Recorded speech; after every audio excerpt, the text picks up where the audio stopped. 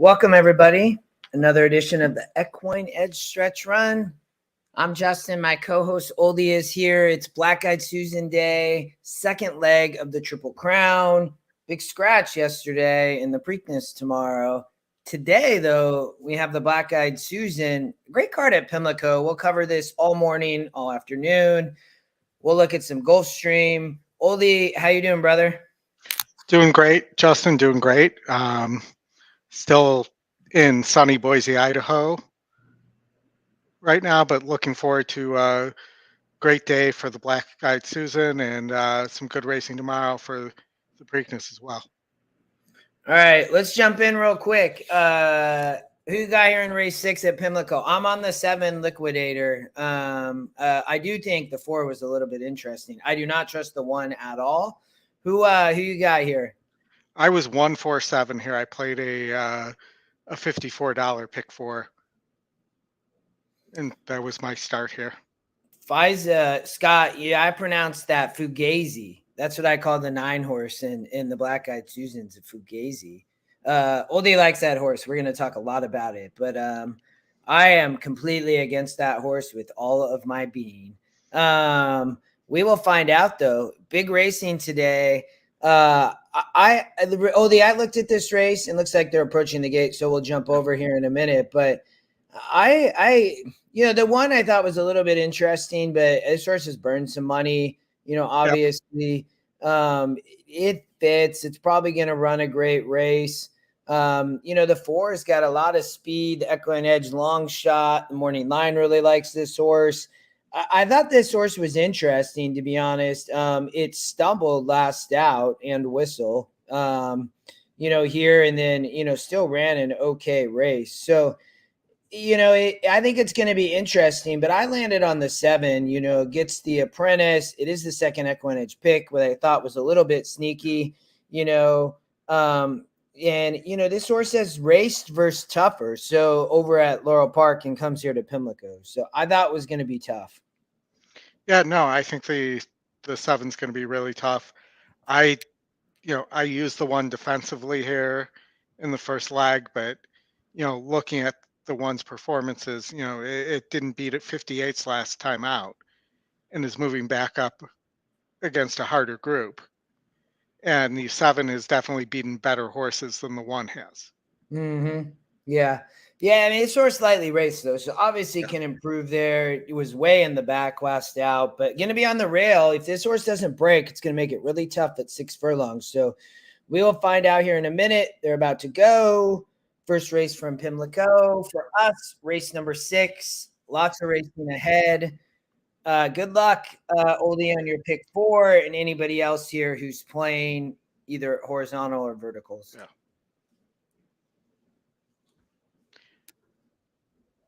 Got to switch the screen over, though. Betcha by Golly involved in the early mix, along with Freccia d'Argento on the outside. Now Liquidator will settle into 4th after a sharp break. Italian Dressing is on the inside 4 for the lead. Continental Congress, Royal Whisper in the back of the pack there with Continental Congress. They have about 6 lengths to make up. Betcha by Golly and Whistle head-to-head past the half-mile pole, and Freccia d'Argento is tracking in 3rd.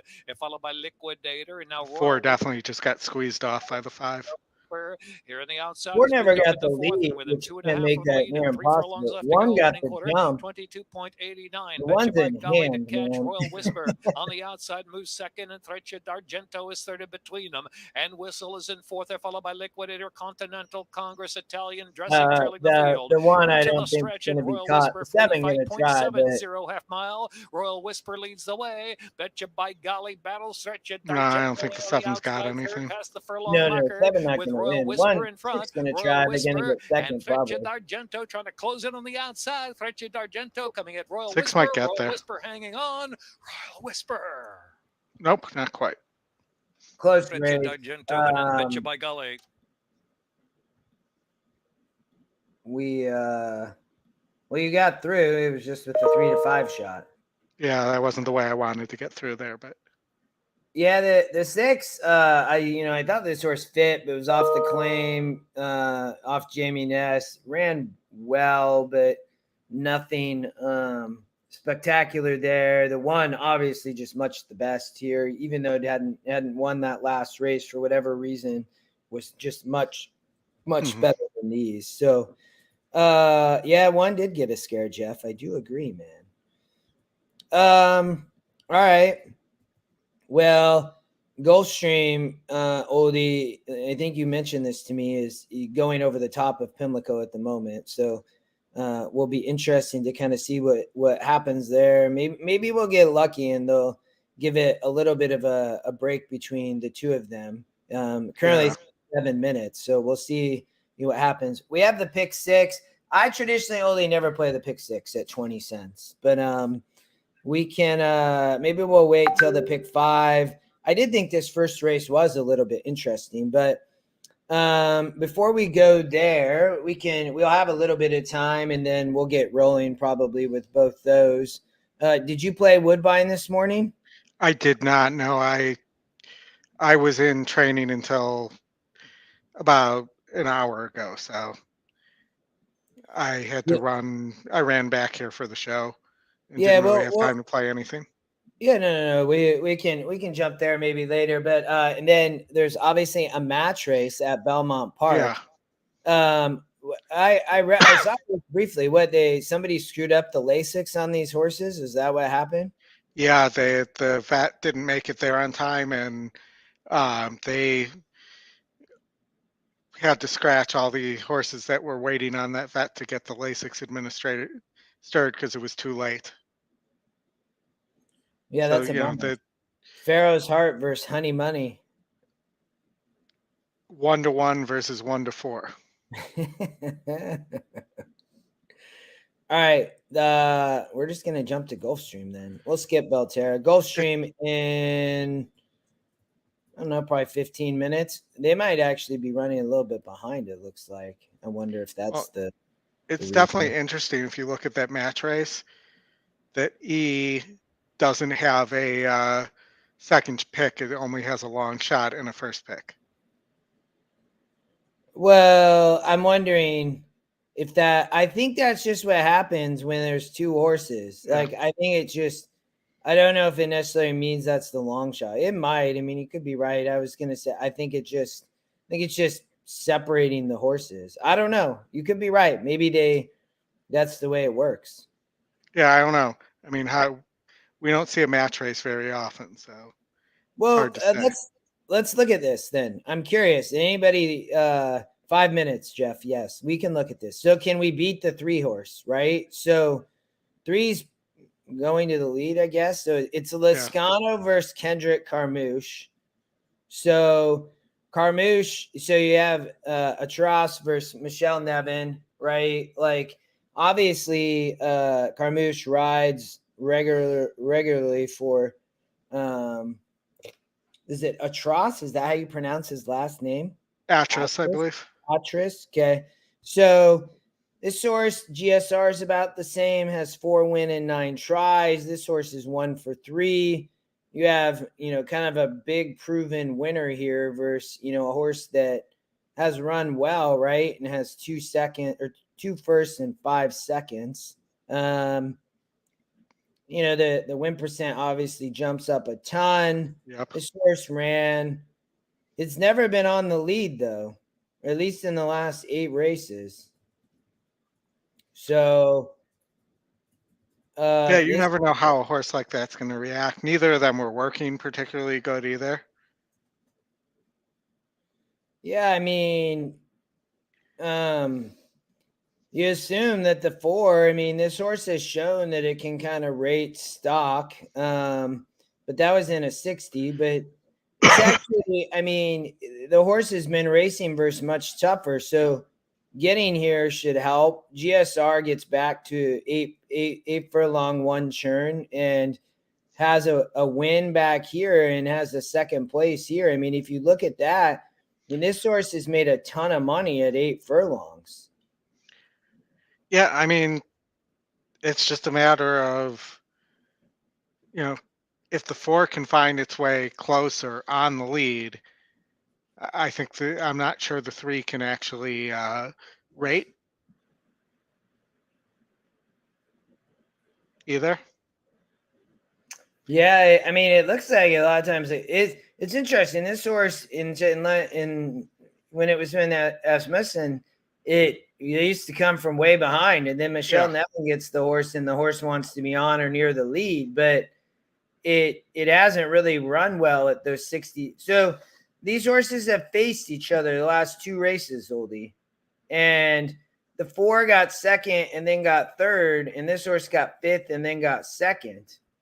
The 3. So it's a true match race. Yeah, 1 to 2 versus 4 to 5 too. I mean, not like there's any money to be made. It's just interesting because you don't see it very often. Yeah, it's competitive too because these two have been racing versus each other. Mr. Guitar, because we are going to go to Gulfstream, but I'm definitely not going to look at Belterra Park. That's not for me. I always find a match race interesting because no show betting. That's correct, Scott. Maybe there's an angle, man. You know what I mean? If you can find a horse, an angle versus something else, like I'm happy to take it, man. I mean, if you can find a way to beat a favorite, I'll bet that all day, man. Let's see what the doubles look like into the next race. If you can play the 4 to the. All right, here we go. It's coming up, the double. Yeah, I mean, if you can beat the 3 or the 4 in the next, it's still chalky going in the next race, but you could get between 6 and 33 to 1 in the next race if you can beat the 3 here. Yeah, I could see the 4 win. I really could. But I don't know. I think it'll probably be a good race. I like the outside horse there. That's shown that it can probably rate off of the 3. I mean, the 4 might just send, to be honest. So who knows? We will find out probably in a little bit, though. All right. Yeah, looks like they're about to go in. So I can't get my video to show up. Hold on.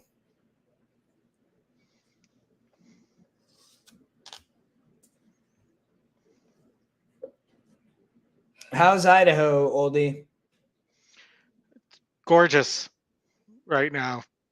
It's about 80 degrees, sunny. I'm up on a high floor, so I have a nice view of the mountains here. And what are you at? Training? Boise. Yeah, but you're there for training? Yeah, for our yearly work training that hasn't happened since 2019. Ah, that's exciting. Yeah.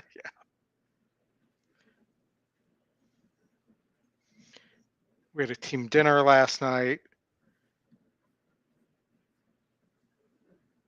Oldy did hit his pick 5, didn't you, last week, Oldy? Yeah, that was a nice ticket. I haven't really had a chance to play much since then.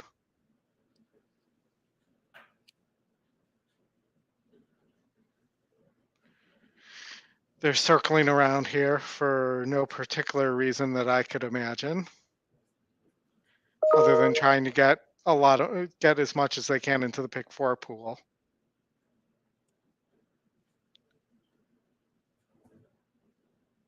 The good news is it looks like the next race at Pimlico and Gulfstream are going to be separated by about 7 minutes.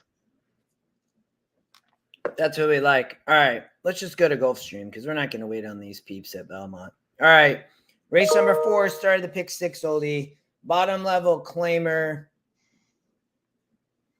She's a happy girl. The 1 horse I thought was a little bit interesting, to be honest. But what were your thoughts here? I thought this was a good betting race. Yeah, no, this is an interesting race. I thought the 8's a little interesting. I'm actually surprised the 2's the favorite right now. Mm-hmm. But yeah, no, I think this race is pretty wide open. I think it's probably about 5 deep. And I don't feel like anybody should be sitting at 9 to 5 right now.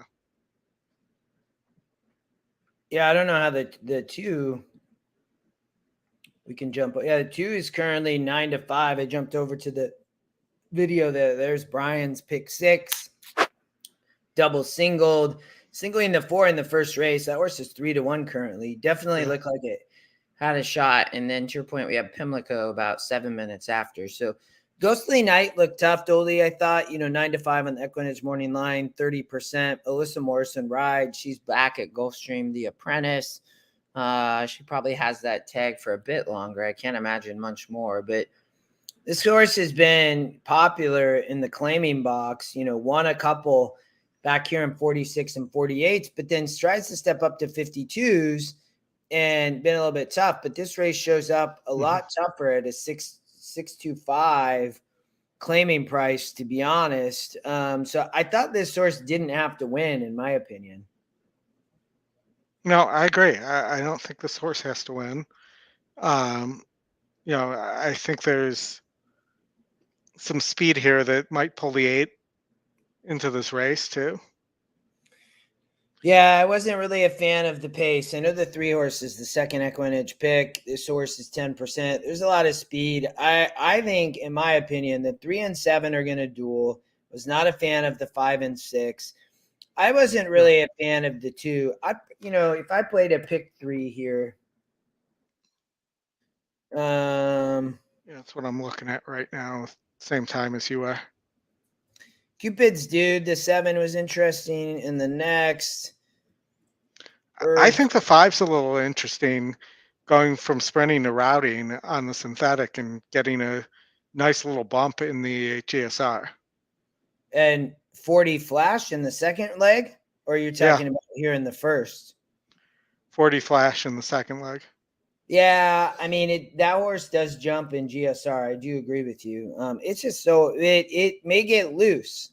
I don't disagree with you. I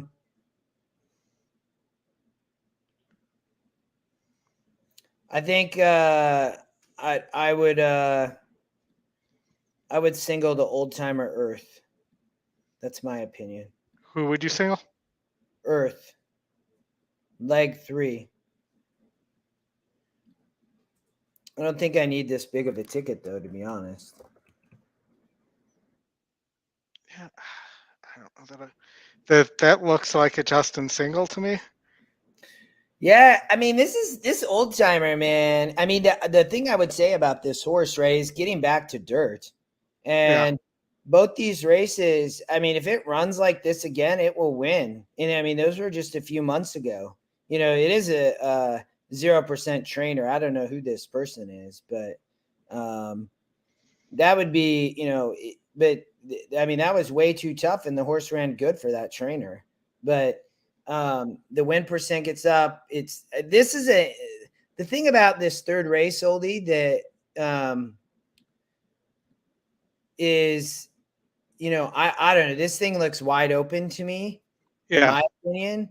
So you're either going to have to cover a bunch of horses or single somewhere, in this, because a lot of these horses probably could win, but I found a lot of negatives against them. Old Town Road, I thought, was interesting, the 8 horse, to be honest, but I don't know. Earth, I mean, I think this horse in this field, I mean, is an 8-year-old, but hasn't won in, I don't know, 7-8 months. I think it's going to be time as it gets back to the dirt. Yeah, I just don't know if there's too much speed for that horse here. 7's fast, gets the apprentice. That thing's going to be flying. The 4 is going to be flying. I mean, they're going to be going really fast. 3's going to try to sit the trip, right? Yep. Which it has before, but that's where I would go. Here, I'd use the 1, the 7, the 8. System wants to use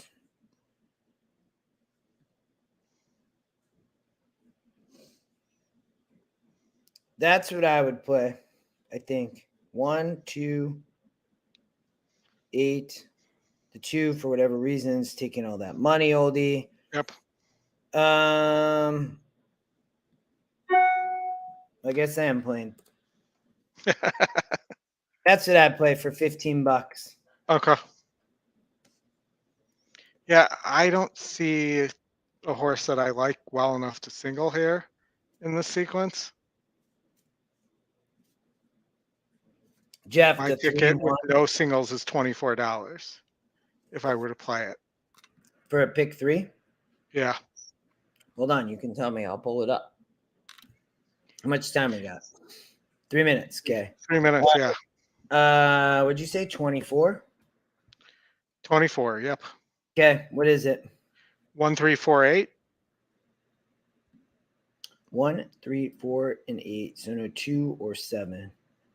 Okay. 1457. 1, 4, 5, 7. Okay. 348.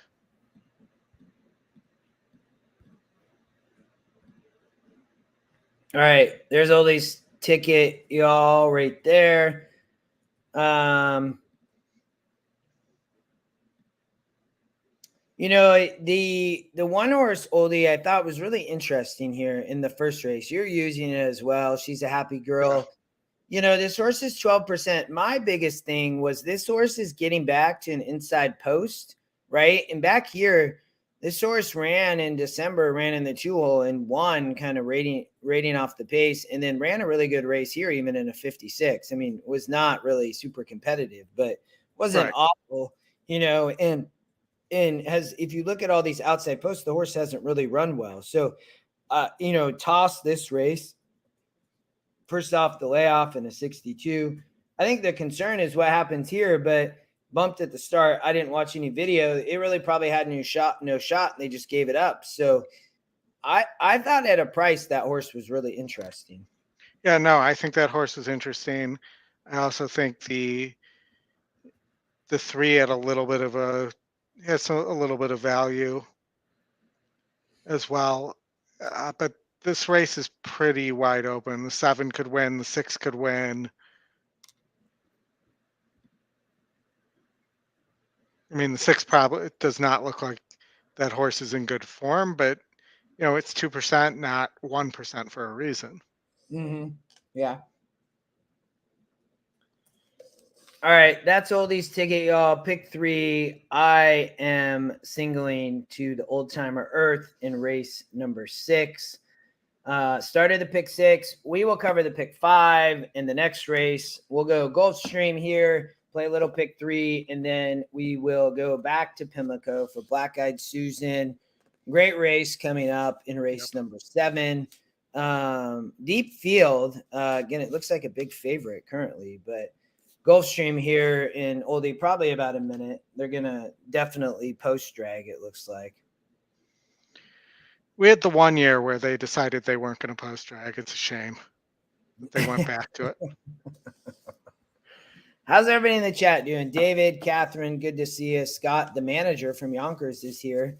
David, I'm glad you joined us for lunch. The 3 got an easy workout in the last of Belmont. That's good. Who do you guys like in the Black Eyed Susan? We'll talk about Oldie's pick here in a little bit, but what about everybody else? Be curious to hear what people are thinking. Oldie, do you have your Preakness pick already? Well, my Preakness pick scratched. Yeah, that was a bummer on Traveler Welcome. That was a bummer on First Mission. That horse looked like the real deal, man. No, I agree. That horse was working like a monster. You know, I think would have sat right behind the slow breaking National Treasure. And you know, I really like that horse to win there and possibly get the jump on Mage there, just from Mage's slow break as well. But now it feels like, to me, like National Treasure could get an easy lead. You know, I was on Colin Sheehan's show last night. He records a show. It was a lot of fun. We just he just chatted about the daily double into the Preakness, and I had not even heard Oldy about First Mission until the coaching class before I'm about to go on that show. Somebody told me, oh, they're going to scratch. And I was like, oh my gosh, that's a bummer. But I had said the same thing about National Treasure. I just ended up defaulting to Mage. My concern with Mage is the 2-week turnaround. I just don't know if, we've seen it happen in recent years. I feel like that trend's going to go away from a Triple Crown perspective. It's going to be really tough again. It's just my opinion. But the field is also not that great. But I think to your point, somebody like National Treasure, the pace really could set the race, right? To be honest, and National Treasure might get an easy lead. Yeah, I mean, my biggest concern on National Treasure is the same thing I've been saying about Mage. National Treasure is a slow breaker also. And, there's a video of Baffert talking about it from before the Breeders' Cup Juvenile. And I feel like we're all expecting that horse to get the lead, and maybe he breaks 5th or 6th or 7th in a 7-horse race. I don't think Mage typically walks out of the gate, so I don't think he's going to break 7th, but 6th maybe. And the horse just doesn't pass anybody. So he's got to break well. Johnny V's got to get him out of the gate. I think they added blinkers, didn't they? I don't think it's first time blinkers, though. I think Baffert's tried blinkers before. Okay. Let me double check here. All right. Race number 4. Harley Social's ready. Pre-Dre going forward. Bottom level claimer. I think maybe Lucky and Wild. I think the 4 is any lock here. I think you could see we both used the 1 who now we thought takes was really 2 to interesting wiggle on the rail. The rail can always waiting be for so Ghostly Knight, and from the outside, Divine Exchange. Exchange.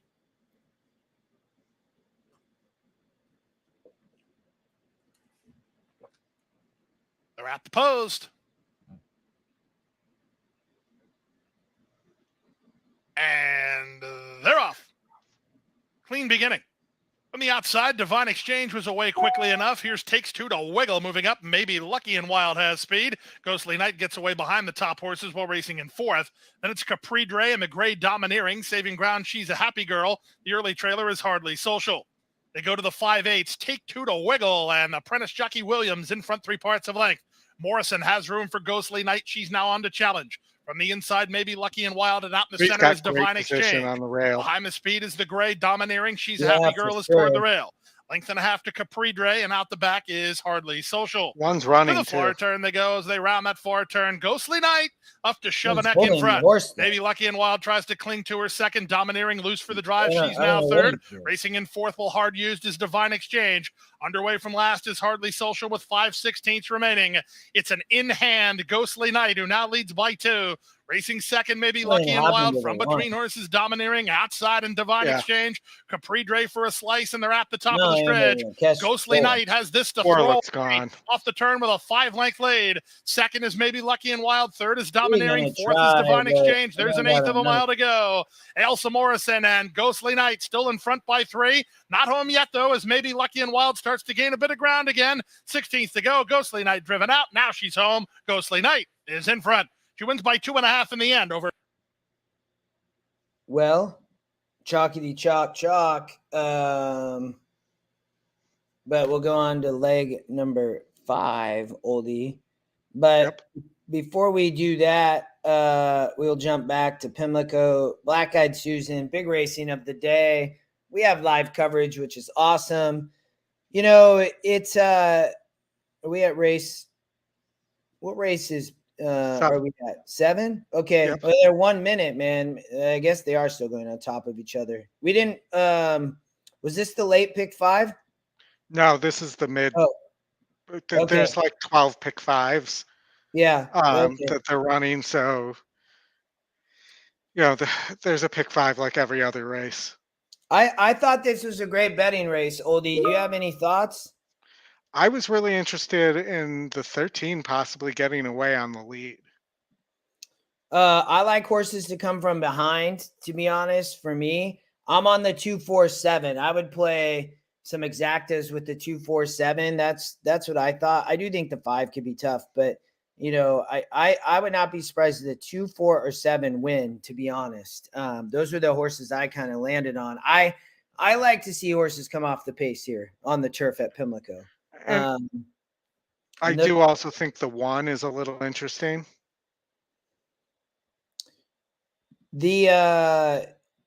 Yeah, that I don't disagree with you. You know, GSR jumps 8 points. It's the top GSR. I think that's the Jamie Ness horse, right? Yep. Yes, correct. Rodriguez. Yeah. The 2, you know, this horse coming over Dr. Davis from the Tapeta, working just lights out, right? And gets back to the turf. I thought was really interesting, really sneaky. The 4 is 2 for 4 at the distance, hit the board every single time. You know, the second EquinEdge pick, and then the long shot I thought was interesting too. You know, the 7 likes to finish second though, the EquinEdge long shot. So that was my kind of biggest concern there. But I think the 5 is vulnerable to win. You're on the 13 at 6-1. I would say the 2, 4, or 7. Yeah, I didn't think much of the 2. The 4 I liked a little bit. You know, I like the 1, and then I thought the 14 has a shot because the other horse is cheap speed, the other speed here, and if the 14 can get to the lead, I think the 9 might just stop and give up. It might get an easy lead. I'm playing the 2, 4 on top over the 2, 4. Probably the 2, 4 on top over the 1, 2, 4, 5, 7, 1, 2, 4, 5, 7. I think that's how I would play the try.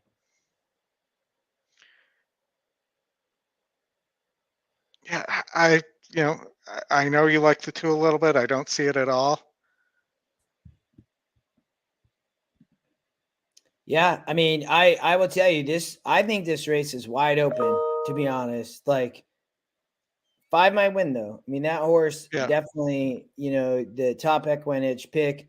But you know, somebody like the 4 or 7 are going to come rolling, I think, against this pace. And the 2 going to have the first jump. So in a race that just didn't look that great, you know, we'll see. Something happened to the 1, J-May. What do you mean? Oh, and the last at Gulfstream. Yes. Chuck, Oldy likes the 13. You're on the and the 5, 4, 7. So you guys are seeing it very similar. Yeah, I think the 1's really dangerous here. That's the horse that I think at a price could really make a dent, along with the 14, the 13. I'm sorry, I keep saying the 14. Shadow Sphinx. Starting to think the manager is not the manager.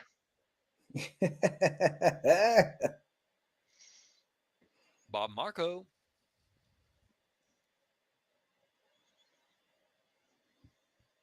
Cannon's Roar. Tom Hagen.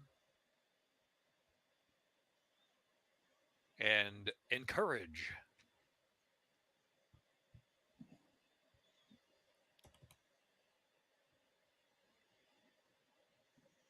And they're off. Off to a solid beginning. Dr. Davis and You Must Chill. Also, here's Clint Maroon, a gray flashing up on the outside. Clint Maroon, Dr. Davis just in front from Clint Maroon. You Must Chill. Take it back on the inside from third, and King's Honor now up close to the outside. Next is Cannon's Roar. After that comes Shadow Sphinx. And well, your 2 got an over about 3 deep in the first turn run. And ground I mean, I'm not a pretty hot pace. I wasn't surprised at that, to be honest. That horse had been working really well, and it's such a big field that horse is going to break. It is Dr. Davis up front. Dr. Davis 3 parts of a length from King's Honor on the outside, and second, You Must Chill is third.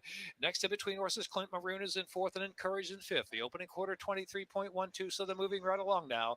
Just in behind that group is Shadow Sphinx. Shadow Sphinx is about 5 lengths on the front and appears to have a bit of run there inside, and then Cannon's Roar. Half mile 47. The 1 sitting a great pocket trip if it needs to get out. Half length from King's Honor is on the outside in second. second spot, and then Encourage trying to get closer on the outside. Encourage making a 3-wide bid toward the lead. You Must Chill racing down to the inside as they're on the far turn. So about 3 furlongs left to go. 6 furlongs a minute 10.83. They race to the top of the stretch now with a quarter to go at Pimlico. And on the inside, Dr. Davis tries to kick. You Must Chill comes off the inside. Encourage battles along on the extreme outside. There is Cannon's Roar trying to gain ground late, and Shadow Sphinx is following him now. Here comes Shadow Sphinx charging hard. Shadow Sphinx on the outside. Dr. Davis trying to hold. You Must Chill. Shadow Sphinx is worked up to third. Dr. Well, Davis, I didn't see it, but you did. Did it at 22 Good call, Justin. Dr. Davis. Wow. You Must Chill photo third. Shadow Sphinx and Chalene. You know, that horse, what did we get, Oldy? 22 to 1. I like it, man. That 22 to 1 on that horse. I didn't box that. I had 1-2, but not 2-1 in an exacta. Yeah, the 5 ended up getting third. Kind of a bummer. I wanted the 7 to get there. I hit the trifecta though a couple times. So that will pay nice. I should have played the super, to be honest. But 22 to 1, man, just a perfect trifecta. Good call on the 1 though. You know, to be honest, we should look at this race, to be honest, for a second, because it just wasn't a great field. The only reason, I mean, the morning line angle, right, was so big, right? Yeah.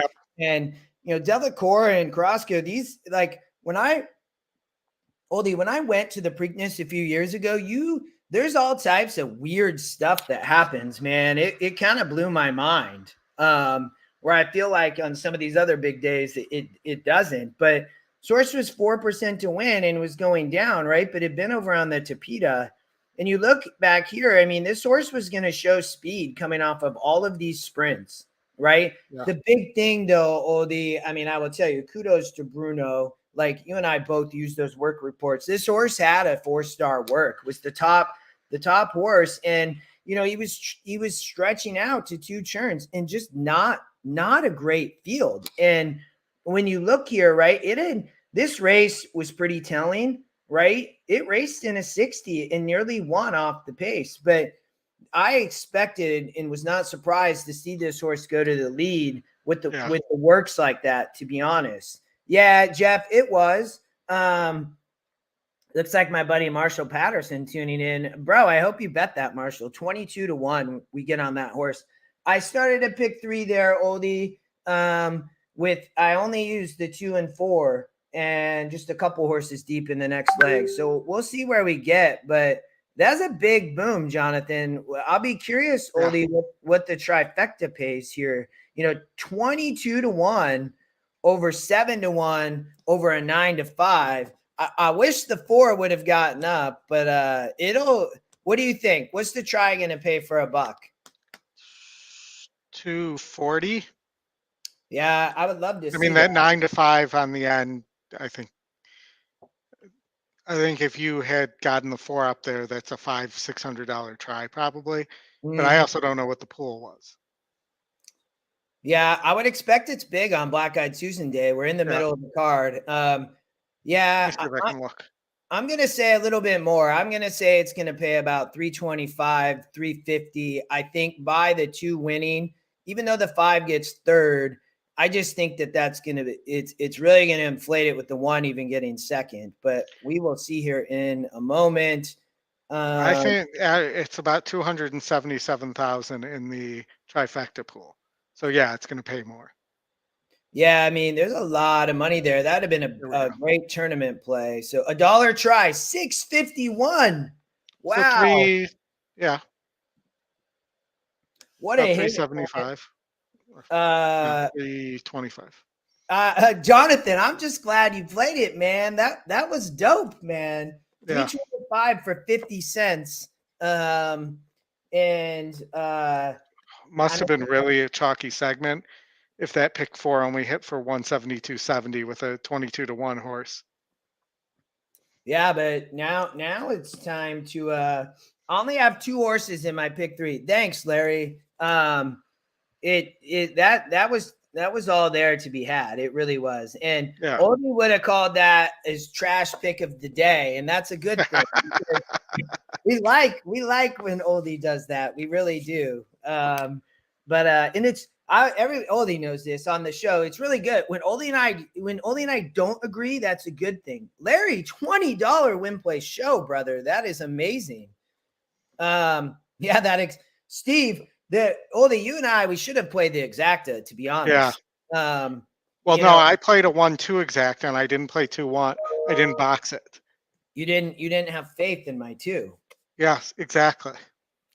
It's okay. I mean, that happens. But wow, I've been a little bit cold. Except for Oldy last night on the coaching class, Churchill Downs, the final race, man. The coaching classes this week have been so good. If anybody has not joined them, Larry has. Larry joins them all the time. Larry, it's good to see you, brother. Goes by LA, I know, but he joins all the time. And we've been talking so much good stuff about pace and how to look at the pace and break down the race. And last night in the last at Churchill, Oldy, the favorite was so freaking vulnerable, man. And we gave out a $6 try that paid 200 to 1 in the trifecta. Wow. $6 and EquinEdge long shot on top. Well done, Larry. $734. I love to hear that, man. I'm only 2-3, Oldy, in the next leg. So I played a little pick 3. So we'll have to see how that goes. But we got to go back to Gulfstream. We got 10 minutes. This is pick 5, Oldy. Yeah, I think we should probably do see if we can put one together. All right. Are we gonna do this? Well, let's we'll do one. There's a big favorite in race 7. Did you do oh no, I see what it's doing. Hold on. We're going to do a joint one, you all. Oldy and we're going to try to figure this out.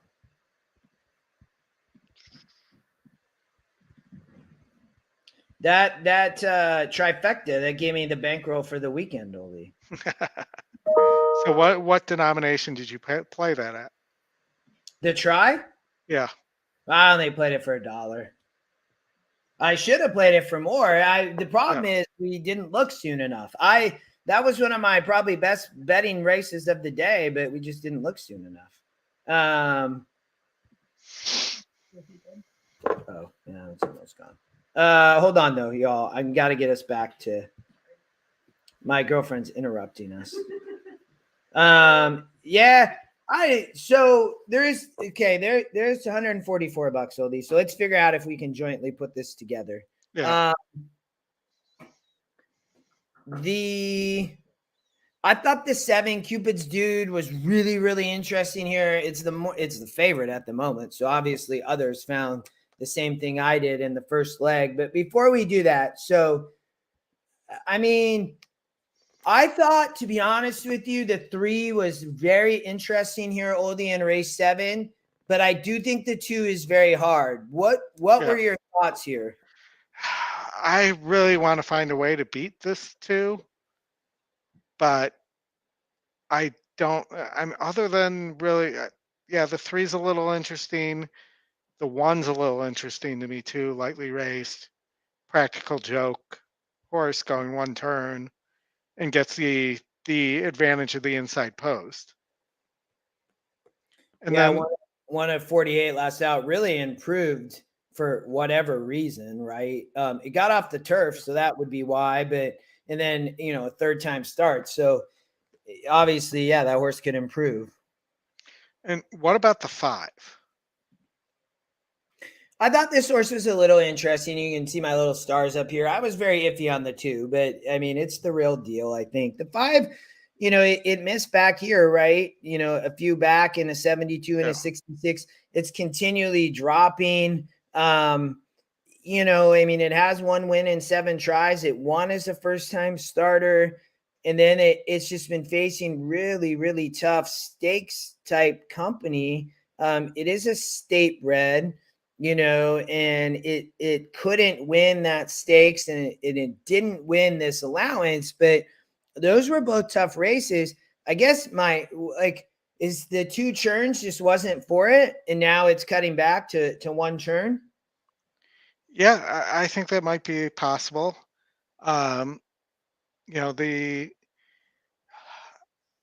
It's burned some money too, as a favorite, but it really, it's been right there at pretty much at this level. Yeah. And it may just, I don't think this is the greatest group. It may just get there this time. Yeah. Yeah.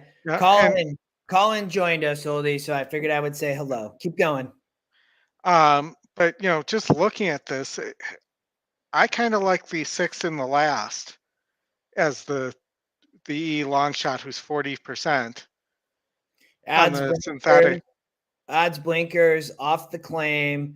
Source looked very dangerous. I also thought the 7 and 10 were interesting, but I don't disagree with you on the 6. So 40%, right? All right, we're going to single the 6 then, okay? Yes? Yeah. Okay. And then we're going to see what happens. So it wants to add the 1. I do think if we're not going to single there, it's hard to add another horse, but the 3 was the most intriguing to me, but I understand your angle on the 1. See, I'd be, if I didn't single in race 7, I'd be 1, 2, 3, 5.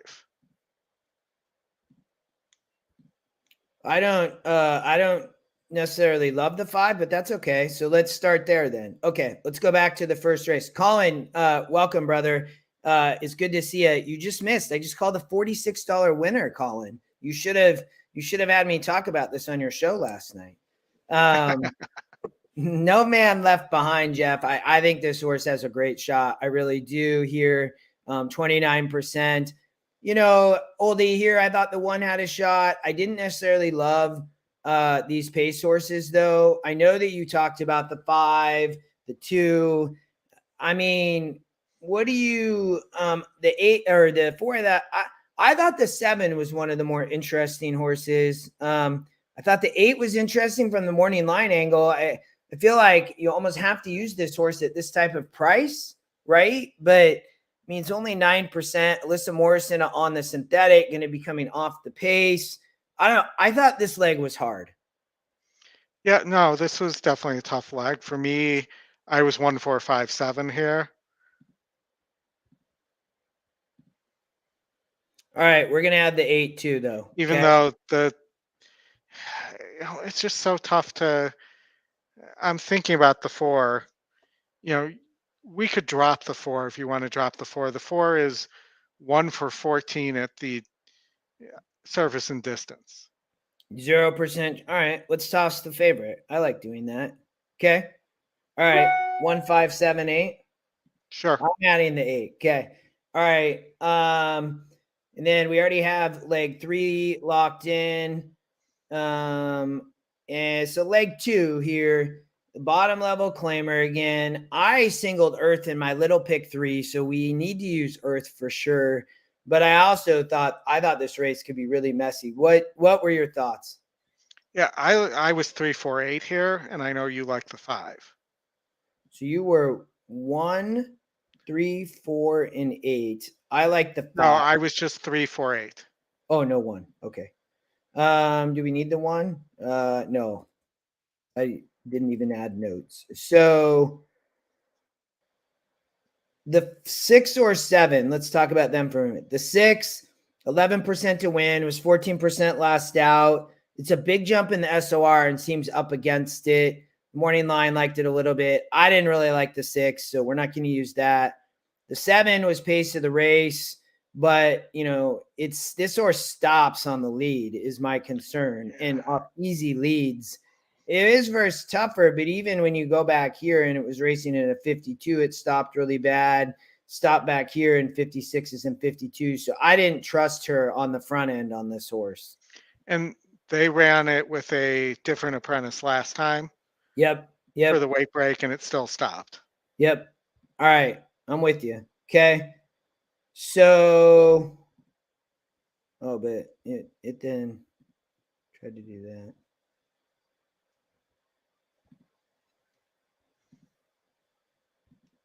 All right, leg 4. They're going to end up going into the gate before we finish this, though. No, we still got a minute. We already singled in last, so we got one more leg. I liked the 5 best Mystic Lancelot. I probably would have singled this horse on my own ticket, Oldy. But my main concern was the 3 seconds. What were you here in the 4th leg? I was 2 through 5, 8. 2, 3, 4, 5, and 8. All right. That's the ticket then for 160. Are we going to play this? I think we should play it. Yeah, let's play it. You want to put it in or you want me to? Doesn't matter to me. I can always Venmo you if you... Yeah, let's do it that way because I got it up right here. I'll play it right now. 1, 5, 7, and 8. 3, 4, 5, 8. 1, 2, 3, and 5. 2, 3, 4, 5, 8. Singled to the 6 O'Darlin in the last for 160. Yeah. All right, I'm going to send you a Venmo right now. Okay. Larry, we got a punch though. Colin, it was great. Oldy and I we barely caught the race. We were running a little bit back to back with Gulfstream, and I had forgot it was when I looked at these races last night and this morning.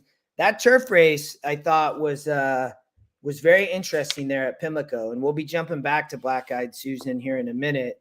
How much time? Hopeful that Gulfstream will start loading. Well, they're still in the paddock at Pimlico, so that's a good thing. We're getting a little more separation here, and hopefully now Gulfstream will speed it up a little bit and not hang out post drag for 3 minutes behind, and we'll end up having 7-8 minutes between races. So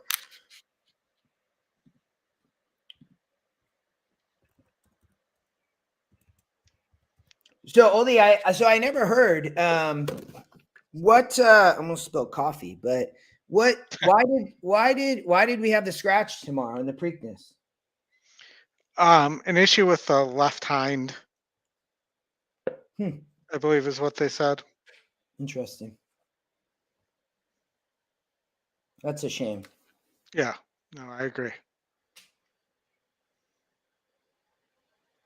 You never want that to happen. You want to see the horses are approaching the starting gate. 1 minute to the late pick 5 and race 5 at Gulfstream. So we are 1, 5, 7, and 8.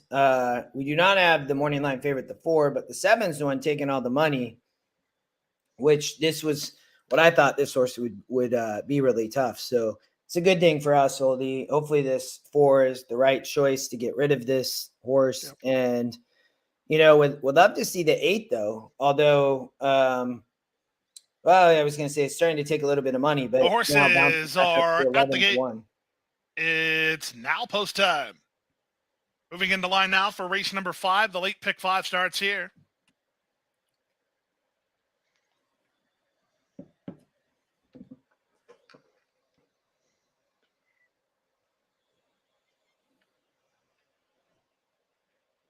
T-Ville and No Man Left Behind, the first 2 to go up. Here's Glorious Tribute. Now 40 Flash. Waiting for Cupid's Dude, Power, and Dunnigan.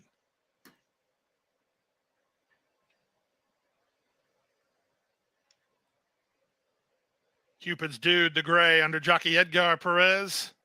Dunnigan to take the outside. Hey, Nate.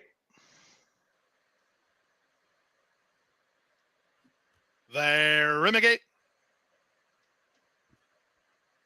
And they're off. Slow to start, Glorious Tribute. 40 Flash away quickly and reaching out for the early lead. T-Ville's going to try to run with him. These two get acquainted. They work ahead of No Man Left Behind, who's third at the inside. The Gray Cupid's dude's in no hurry. He's an in-hand fourth in front of Power, then Glorious Tribute, and the trailer, Dunnigan. And they run around the first turn. It's Marcos Meneses and T-Ville clear by almost 2. 40 Flash is second. Morelos angles No Man Left Behind to the 3-path. He races in third now, with long shot Power fourth at the fence. Then the Gray Cupid's dude. He's a bit deep on the course as the public pick. 2.5 better than Glorious Tribute, and Dunnigan is last. No pace on here. 25-3 for the opening quarter. Less than 6 furlongs to run. It's T-Ville strutting his stuff on the top end. He leads by 2 over 40 Flash in second. This is going to be Man really Left Behind tough. is now third with Power fourth at the rail. Cupid's dude is still unhurried. So is Glorious Tribute, and the trailer is Dunnigan. They make their way by a half and 50-2 as they make their way to the far turn. The leader is T-Ville by a length and a quarter. 40 Flash is second, third, No Man Left Behind. Getting started now is Cupid's dude. Cupid's dude's moving 4 wide. That'll send Morelos into action on No Man Left Behind as now the pace quickens. It's T-Ville who tries to quicken up and turn away the challenges. T-Ville to the top of the stretch, leads a half a length. No Man Left Behind is second. Cupid's dude is third. Outkick fourth is 40 Flash. Glorious Tribute underway, but T-Ville yet to be headed. T-Ville still rolling here. 3/4, 1:14-2. They're at the top of the stretch. T-Ville has the lead. No Man Left Behind has a shot from second, back to third, and Cupid's dude. There's an eighth of a mile to go. T-Ville, he still has the lead, but No Man Left Behind. He shifts gears on the outside, and Jose Morelos for Fernando Abreu and Patter Pop Racing. No Man Left Behind gets. And we get rewarded for dropping the 1 for 14 favorite, the morning line favorite there. Yeah, it's somebody in the chat talked about the one, dropping an SOR was 29%. Second out EquinEdge pick, and you get 4-1. So kudos to whoever. Nate, good to see you. Yeah, Jeff, 4-1. Race 9, pick 5. Steve, we are. Oldy has already given me his. We will do it. I think we'll get some separation. So we will make sure. We still have 5 minutes at Pimlico, which is awesome. So hopefully Gulfstream picks it up, and we will cover it though. And I'm just pausing. We even could start now for a minute, maybe. We might be able to get the first race. Let's wait though, Oldie, before we jump to the pick 5. So I did play a pick 3, Oldie, from that 22-1 Bomber. I only have the 2 and 3 horse here though in the next race at Pimlico. I thought the 7 is very sneaky here. All right, let me get there. Hold on. I'm sorry, I'm on the wrong race. So hold on. Yeah. The 7 at look at the morning line angle. Yeah, I did it really fast, to be honest with you. I even thought the 6 was a little bit interesting. I just I was looking at my stars because I did it so late, to be honest. And I actually liked the 3, the EquinEdge long shot, a lot here. It's taking a lot of money. I think Irad's riding, right? Yeah, for me. Yeah.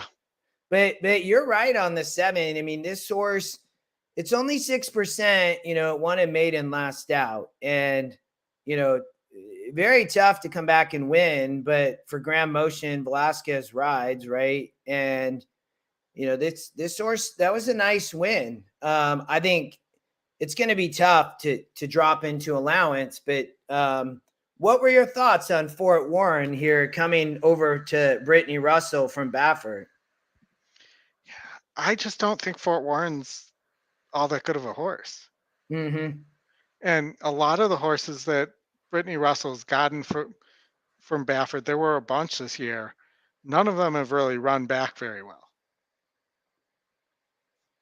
Taking a lot of money. A big drop in class, though, right? I mean, coming out of but you don't really know, I think, to your point. I mean, this is a 72, which from an allowance is just a very tough race. And ran third in a 4-horse field.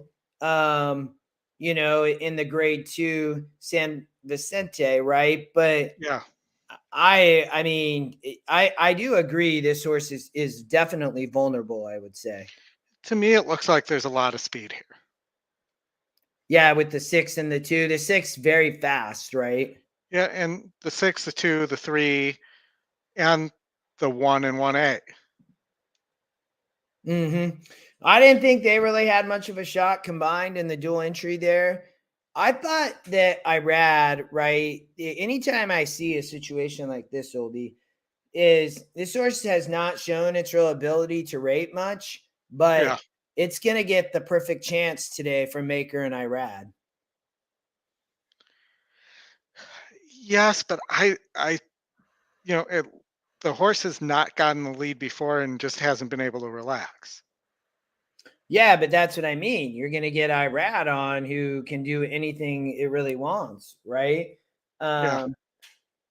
Jeff, I can get why you'd pass on this race. I wish I would have added my pick 3, to be honest, was fairly cheap. I wish I would have added a couple more horses here, but we will find out here shortly. The 7 I think is interesting. They coming off the maiden win. I mean, this is not some crazy field. It did win at 6%. I would have liked to seen the win percent be a little bit more, but maybe it can upset here. Well, and I'm looking at the race shape too here, and I think that the horse might get the ideal shape to this race in terms of pace. Oh, the 7? Yeah. Yeah. It's just going to have to be classy enough. I mean, you look at the 6, right? I mean, this horse won a stakes and then gets second on the lead, right? And then the 2, we don't really know. The 3 definitely has some class. I mean, this horse is running seconds in the 70s. I mean, ran a third in a 74 stakes race. So this would be my top pick, would be the 3 horse Heldish. I thought the dual entries didn't have a shot, but yeah, I mean, maybe this horse can really, off the maiden win, show up. I mean, going to be impressive if it's able to do so. Yeah, so I'm playing, just in case, I'm playing a $1 try 7 all. Yeah, try. I should probably gonna let it roll. I'm playing the 2 and 3. Okay. I do like the 3 best. I think Irad's going to give the 3 horse a really, really good trip to rate off of the pace of the 6 and 2. I think we could see just a really dueling pace that melts down. And I think if he can get the 3 to sit back and relax a little bit, a couple lengths, he's going to get a great trip. This is also the start of the Pimlico 2-day all dirt pick 5. I see that. About 162,000 in the pool right now.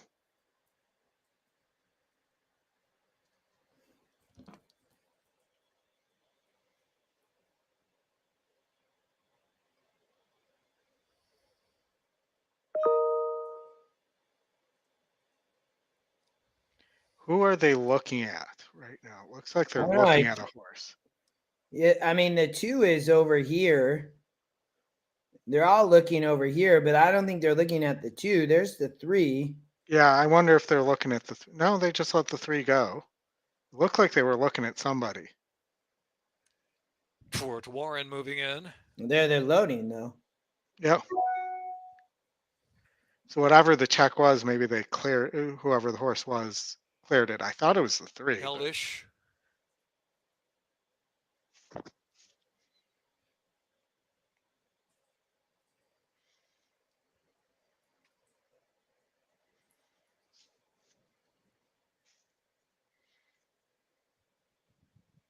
Johnny Z from Albany. Johnny C from Albany.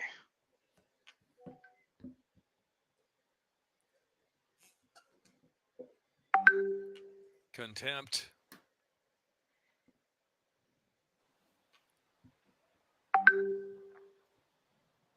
Cloud Music. Cloud Music next up.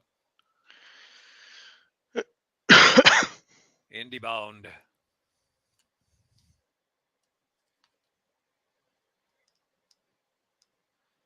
And they're off.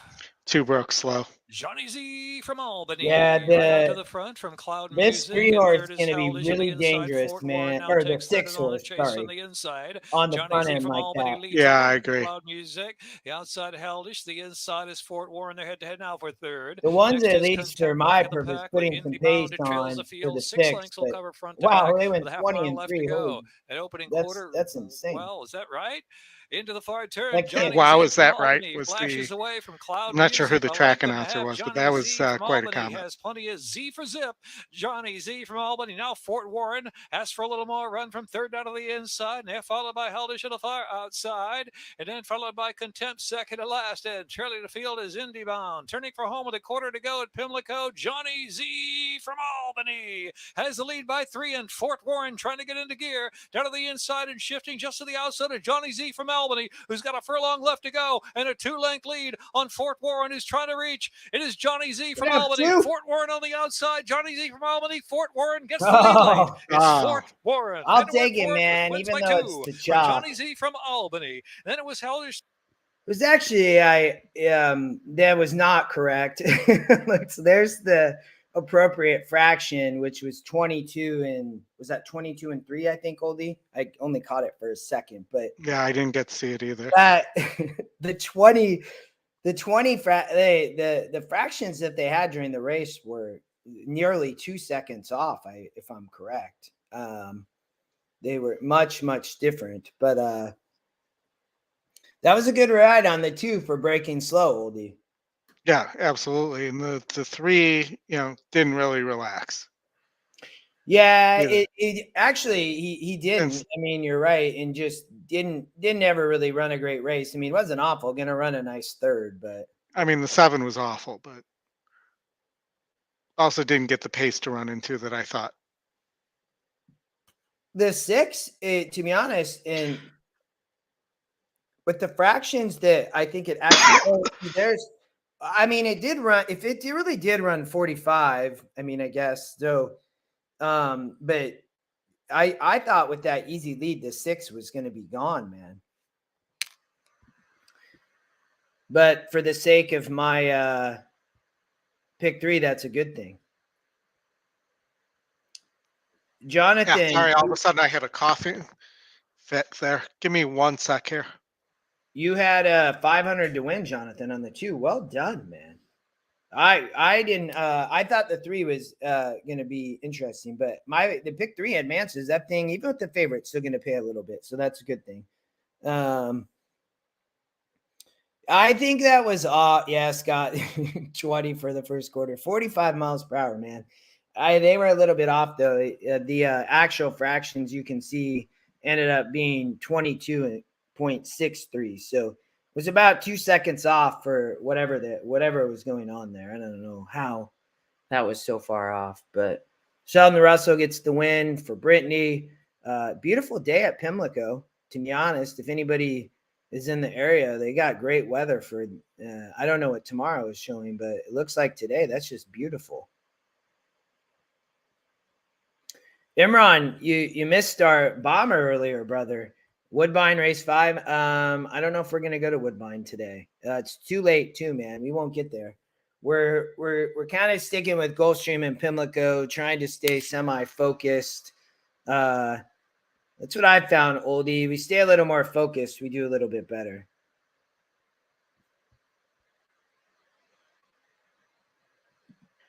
Agreed. Sorry, I'm just taking a quick cough drop. You're good, man. You still sick?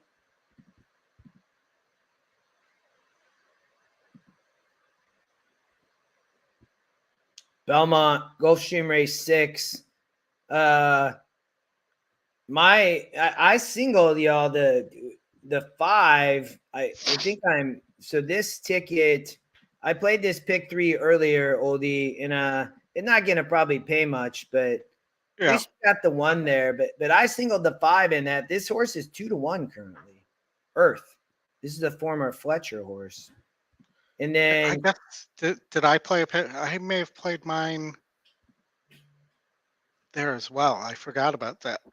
No, you did. And let me see. You played $24. That's yours right there. So you are live to the 3, 4, 8, and I am alive to the 5. Yes. Okay. Totally forgot about that.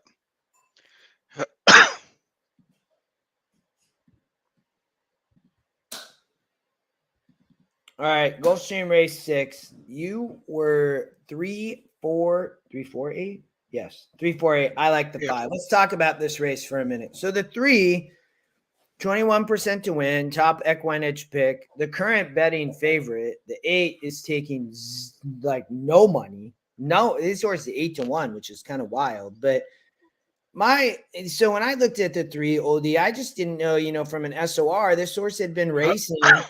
In 50s and 52s for Bob S, but had been on the Tapeta and then gets over to the dirt. And, Bob S finally figures out maybe the right surface, but had to drop down to a 48. So that was my biggest concern here. Well, what's weird is the 8's the favorite in the doubles and the pick 3s. Or pick 3. I mean, at the moment, that horse is 7 to 1. Yeah. Old Town Road. Horse is a big drop out of the last, right? 60 SOR, should fit here. This horse can win. It's, Morzan, the trainer, Gonzalez rides, anything we see. Yeah, I mean, I remember this, he rides well. They hit a really high clip. So why that horse not taking money, I have no idea. I really, and maybe it will. Maybe it's going to come in late. Yeah, Jeff, we were just looking at that. Yeah, Larry, that is the Maryland trainer, man. Like she's legit. Brittany is, but there's others, man. If we look at all those races, I guarantee it. Oldy, I've been talking about it. Pimlico, these 2 days, these trainers point for this, and they want to win these races as Maryland trainers. So they show up and are very, very dangerous. So the 5, I already talked about this horse, Earth, so I won't spend too much time, but this is an old timer, and I think he's got one in him. He ran really well here last out, sprinting on the Tapeta, and gets back to the preferred surface on the dirt. I say that just because he's made about the same amount of money, but with a lot less races, and I think, Oldy, the pace is going to be really hot. And so I do think somebody can come off the pace, and I just like the way in a 60, this horse ran a really good race and was just too tough. And, this trainer is 0%. I think he's going to get his first win. I don't know. The horse is getting bat. The jockey trainer have never worked together. The horse just doesn't seem to get there anymore. Yeah, he got one in him. There's the 5 there. That groom he looks very confident, is my opinion. Now we're touching the groom's level of confidence. Yeah, look, he's just kind of walking nicely. Horse looks good though, to be honest. I mean, very relaxed. I mean, but as an 8-year-old, this horse is it's been there many times. Looks ready to go. The groom there back on the 7 got a pair of boots on with a pair of shorts. He's ready to.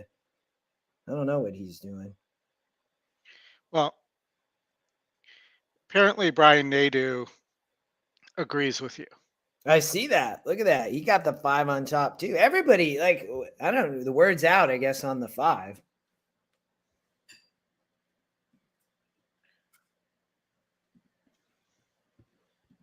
And then you also had Oldy the 4. Was that the other one? Yes, correct. Yeah. Yeah, my concern on this horse was just it's been stopping at slightly tougher, right? I mean, that was my only concern. This horse has been really popular from a claiming standpoint, but as a 6-year-old, when I look at Earth, this horse at least seems to be running well still. when I looked at the 4, you know, for a similar type of horse, right, that's been running, you know, this is a 6-year-old, the 5's won 215,000. This horse has won 228. So, you know, less races, but it doesn't look to be running, you know? So that was my concern with the 4. Yeah, I mean, I'm looking at it a little bit, and you know, it seems like it's been moved around, shipped around a little bit, and as well, you know, it seems like maybe it was placed in a stakes race it didn't belong in, even though the SOR came back pretty weak, and then was put on the Tapeta with a 37 GSR. Yeah, definitely scratch that race, right? I mean, does get back to sprinting on the dirt at 5.5. The last time it did that, right, Monmouth finished 3rd in the 60. So, you know, maybe does get back. You know, it definitely is. It's going to want the dirt to sprint. You can clearly see that. But to be honest, it has raced really well at 5.5. That's 7 tries and made about 55,000. So, you know, from that standpoint, it makes more money at 5.5 than it does its other distances on the dirt. So maybe getting back to 5.5 will be the key. Yeah, no, I think that might be possible. And I think that the 4 may push the 7 and set things up for the 3, the 8, or maybe your 5. Yeah, that's the hope. So we'll find out. There's our joint ticket, man. 5.8. Looking for a little bit of a price. The 5 obviously was one of our prices, but the current favorite. So they're out on the track. We got about 4 minutes. And then Oldy, we're gonna cover Pimlico, the pick 5, starting in race number 9.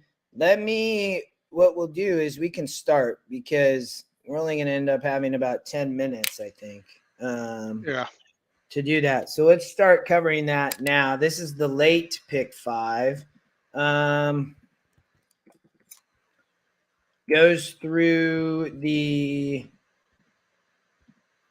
Black Eyed Susan. I know that you have a horse you like there. I have horses that I don't like there. Yep.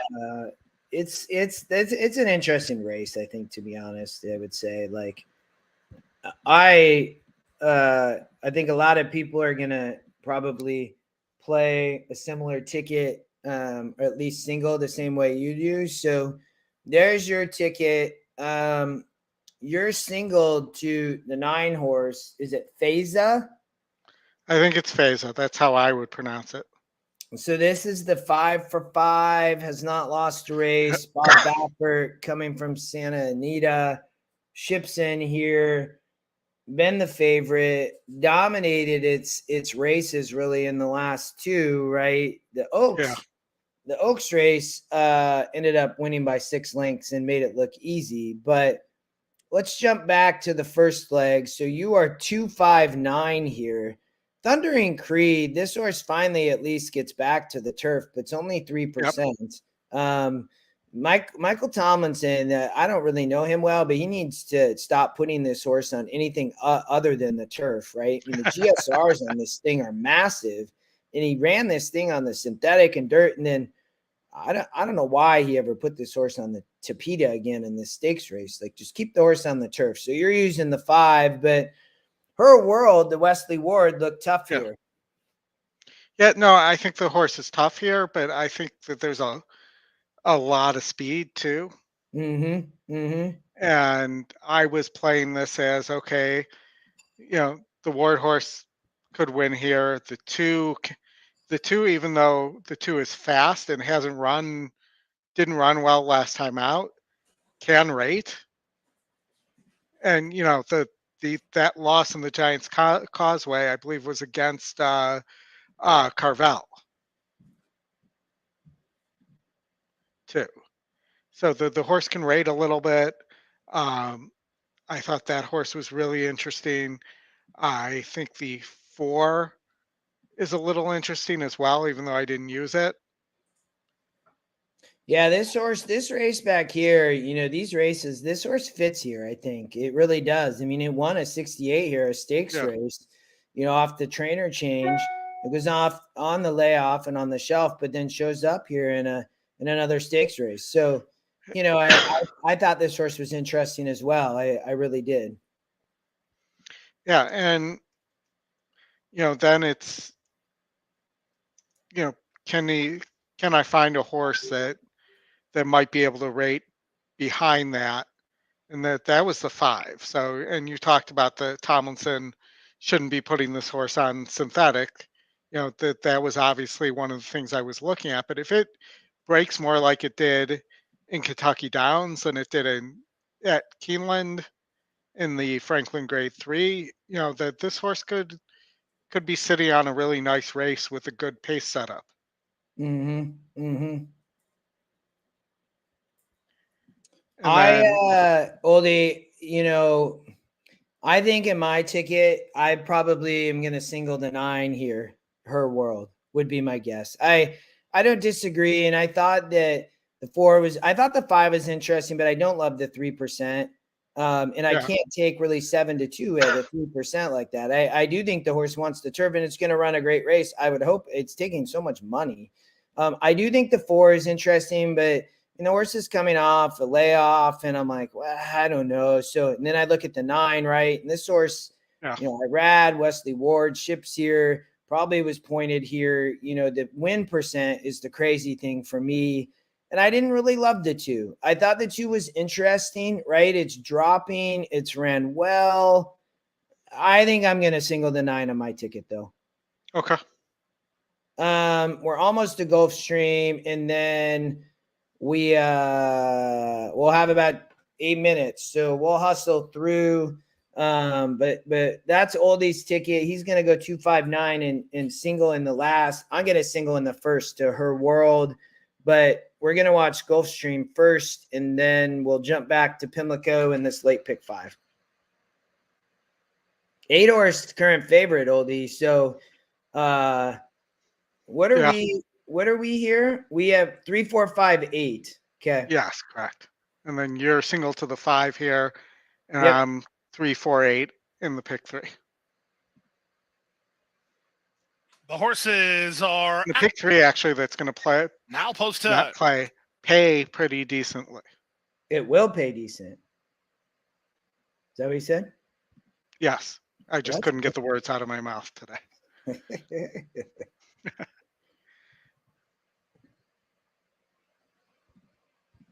And now I'm disappearing on the camera. There are 2-1 shots here, as well as a 5-2 shot. Pure Spite is 5-2. 2-1 for Earth. 2-1 for Old Town Road. Late pick 4 starts right here. Waiting for Leanne's Warrior, allegedly perfect in Old Town Road.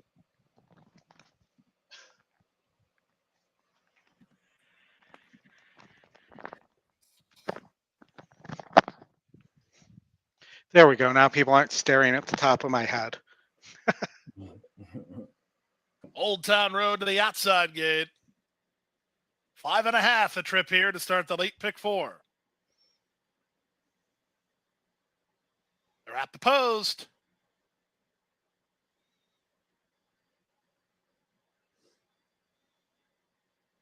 And they're off. Picture perfect beginning. Soon after the start, it was allegedly perfect who headed off for the early advantage, sent through at the inside Pure Spite. In between horses, Commanding Generals on the go. Commanding General to the top. Yeah. Pure Spite is second. Earth between horses beat to the punch today. Allegedly you perfect. need the lead. Out deep on the course is Leanne's Warrior, then Old Town Road and Pound Green as they swing to the far turn. Commanding General has the lead by a length and a half. Earth taking up the slack under Diaz. Pure Spite works between horses. He's right there. Fourth is allegedly perfect. Back to fifth and Leanne's Warrior. Then it's Pound Green and Old Town Road with 5/16 to go. Commanding General's gone awfully quick. He has the lead with a quarter of a mile remaining here. From the outside, Pure Spike takes aim second. Earth is right with him. On the far outside, here comes a run lead from Old Town Road. Man. They straighten for the drive and fan across the course. With the advantage, it's still Commanding General. Earth takes his shot. Pure Spike between horses. Late run from Leanne's Warrior. There's a 16th to go. On the inside, Commanding General. On the far outside, it's Earth. The gray Pure Spike between. To the wire. You got it. You got it. It's Earth in front. Earth gets up late to beat Pure Spite in 106 flat. What was the jockey on the 8 doing? Dude. Is that Sonny Leone? Who was on that horse? It probably was Edwin Gonzalez. Like, I don't know, man. Like that, I don't know what he was doing. I mean, 6 wide, 7 wide. Yeah, I mean, that was pretty wild, man. The three pushed the 5 out a lot there, but yeah. You played that daily double. Good job, man. I love that. $72. Yeah, Jeff, the 3 did, but yeah, the 3 did, but it didn't matter. The 5 was much the best. The old timer Earth gets up there. It was very close, but it wasn't all that close, I guess. One by a head. Close. But the Earth, what did our pick 3? What did my pick 3 pay, Oldy? It paid $93.90 for a buck. Nice, not bad, man. We got the chalky fave in the first, so yeah, that's not bad when you got the chalky favorite. Yeah, and we had that one in the second leg, and the 5 there. That it's funny. I when I looked at the pick 5, Oldy, I thought that horse might be a single. Earth, mainly just because some of those other horses just didn't look great. And he that last race, Katie Wright is the owner, so that must be the wife of Michael Wright, or maybe mom, son, something going on there. Yeah. But, Michael Wright, first time the trainer was 0%, and I told you, man, that groom, there he is. He was looking mighty. That groom. That groom was looking mighty confident, man, in the paddock as he was walking around there. So that was Justin's confident groom play of the day. Right there. I mean, he was like, he was ready to go. Like, they got the green on to match. Here's Earth. Earth is owned by Katie Wright, trained by Michael Wright Jr., the winning rider Hector Diaz Jr. 8-year-old dark bear brown gelding by Orb out of Mullins Bay by Spitestown. Bred by Calumet Farm in Kentucky. It's Earth for the money at 2-1. Number 3, Pure Spite was second. Number 4, Commanding General finished third. Number 8, Old Town Road was fourth. And number 6, Leanne's Warrior was fifth. 5-3, 4-8-6. Race 7 is next. Starting leg of the late pick 3 at 6.5 furlongs. Scratch the 4, Free Soul. It's a field of 6. Win play show. Jeff said the groom's haircut gave it away. The groom's haircut. Jugsy, he was strutting, man. They knew that horse was ready to fire. The main thing I would, why I really landed on that horse. I mean, after handicapping, obviously the long shot helped, and the public found, or you guys found it. Somebody hammered it. I don't know, but this was a tough race, right? Like, that was so telling to me. And then now gets back over to the dirt, which probably I would say prefers over the Tapeta, and ran well there. And I think Oldy, the pace, right, made it really set up for Earth there, and you could see that. Well, and the 8 going 15 wide. Yeah. Yep. I'm just going to keep making it wider as we go on. Yep. All right. We got Pimlico. I'm singling the 9 in the first race. We have 5 minutes. Oldy, let's jump back to your ticket, and then we'll jump over to mine. You're going 2, 4, 5, 6 in the next leg, correct? 2, 4, 6, 7, I believe it is.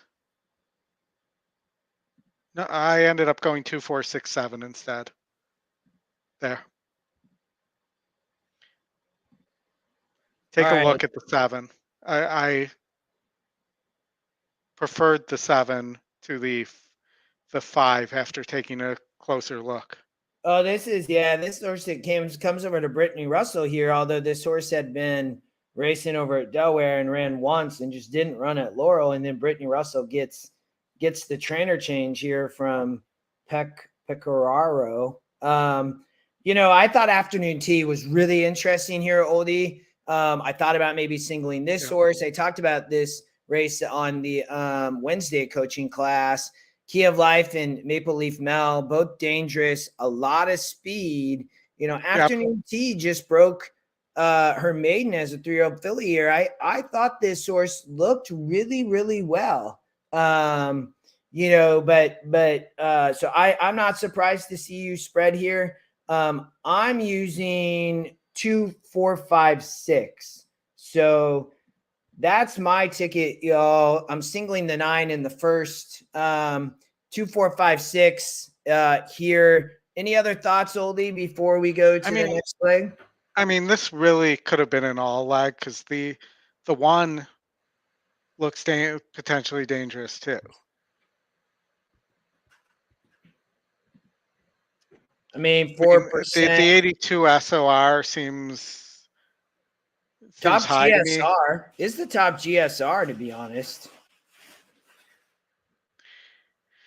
Yeah, I'm just looking at the same race SOR though of 82, and I am looking at this like I don't see this as the same race.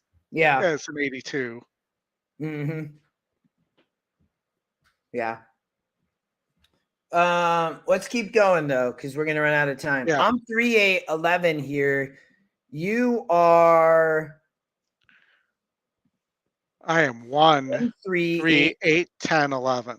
Yep. Tell me about who you like best here. I thought that, to be honest, I thought the 11 was one of the most sneaky horses of this whole sequence at 7-2. Thought it also could be a single. I may second guess myself in single here and spread in leg 1, but I think I'm going to stick with the 9. But I thought the 11 was really dangerous here. I thought the 3 was really interesting here. Yeah, I use this horse. I don't disagree. Pratt rides, has a good work. The 11 is just coming out of tough races, right? So that was my big thing. And I'm kind of wondering as we're a minute away, but any other thoughts here on the 1? I mean, my thought and the reason I didn't love the 11 was that I think the 10's gonna. I'm sorry, the 10's gonna get the lead. I don't know if the 11 needs the lead, though. I mean, but I don't. It looks like it does to me. He's young, though, right? Like, she's young. I think we'll see if Louis riding. I don't know what happened. I heard he wasn't around earlier, if he missed the flight or it's weather or something. But I mean, you never know. I mean, I think, but I don't disagree. This horse may not get the lead, which could make it tough if it needs the lead. And, the 10 and the 11 could go really fast, too, here. And you have the 2 as well. I mean, there's a lot of speed here. Yeah, no, I agree. Yep. And it is on the turf. Granted, it's only going a mile. And sometimes you can get away with a hot pace at a mile. Mm-hmm. But, even the 8, which is the other Chad Brown, who's the E long shot, I think you see 6-1 on a Chad Brown horse. You have to, if you're going to spread, you have to use that horse. And I did not like the 2, the Pletcher horse. That is second time Pletcher from Brissett. Mm-hmm. Mm-hmm. Yeah, but, this horse is working strongly, and I think is going to attempt to go really fast as well. Yeah, first time Lasix. So I don't disagree with you. They're getting close to the gate. I only use, flipping back to mine, I only use 3, 8, 11 here, Oldie, in the third leg. I like the prices here. I did like 11 best, but I'm going to stick with my single 9 here of Her World in the first for Wesley Ward. And then I'm spreading. We didn't get there, but we'll get to talk about Black Eyed Susan. I'm going to use the 9, obviously, because I have the opportunity to have coverage. But, I thought about even tossing the horse. But that's my ticket. This is Oldie's. He's singling the 9 in the last. I'm singling the 9 in the first. Yep. Other thoughts, Oldie? They're getting close to the gate, so I'm going to flip over to the stream. But any other thoughts? I mean, I personally just thought that the Black Eyed Susan was a 1 to 2 horse race. When I looked at it, I think Veza is the real deal, and I think Baffert's going to have the horse souped up with the Baffert juice too. I like the morning line angle actually on it. And then I thought the only other horse that really interested me was the 4, the Morlaza, the other Brad Cox horse. Yeah. I think that horse for sure. Yeah. My big thoughts. I mean, there's some nicely bred horses there that I still think can improve. Is my 2 cents, but we will see. We will turn it over to Pimlico to start. I'm single to the 9 here. Her World, Wesley Ward, Irad, Kind the Queen. 4 horse not wanting to load. They opened the gate, and then we got the 10, and we'll be sprinting on the turf. 1 out, Queen Sheba.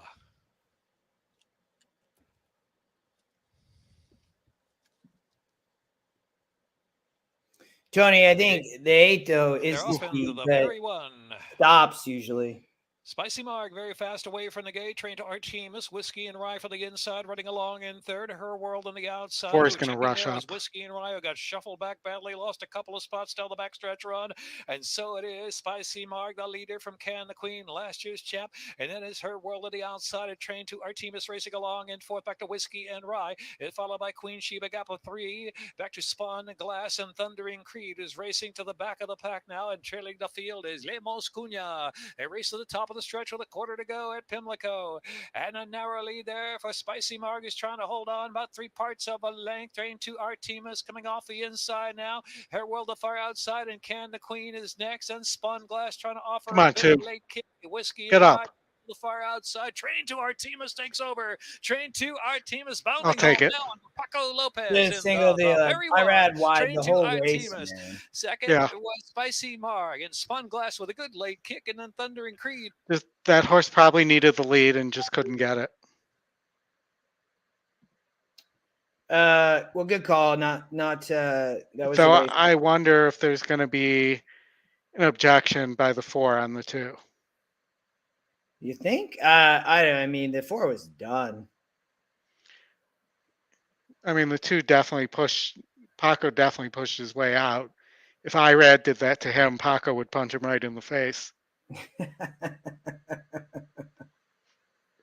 I love it, man. I did use the 2 though in my pick 3. I was 2, 4, 5, 9, Oldy, and I played it for $1. So what did your pick 3 end up paying? Well, I don't know. I totally forgot I had it as we started the pick 5, but I had the 2, 4, 5, 9 there. So 240, 280 for $1. Nice. Yeah. So that just paid for my pick 5 that just lost. So that's good.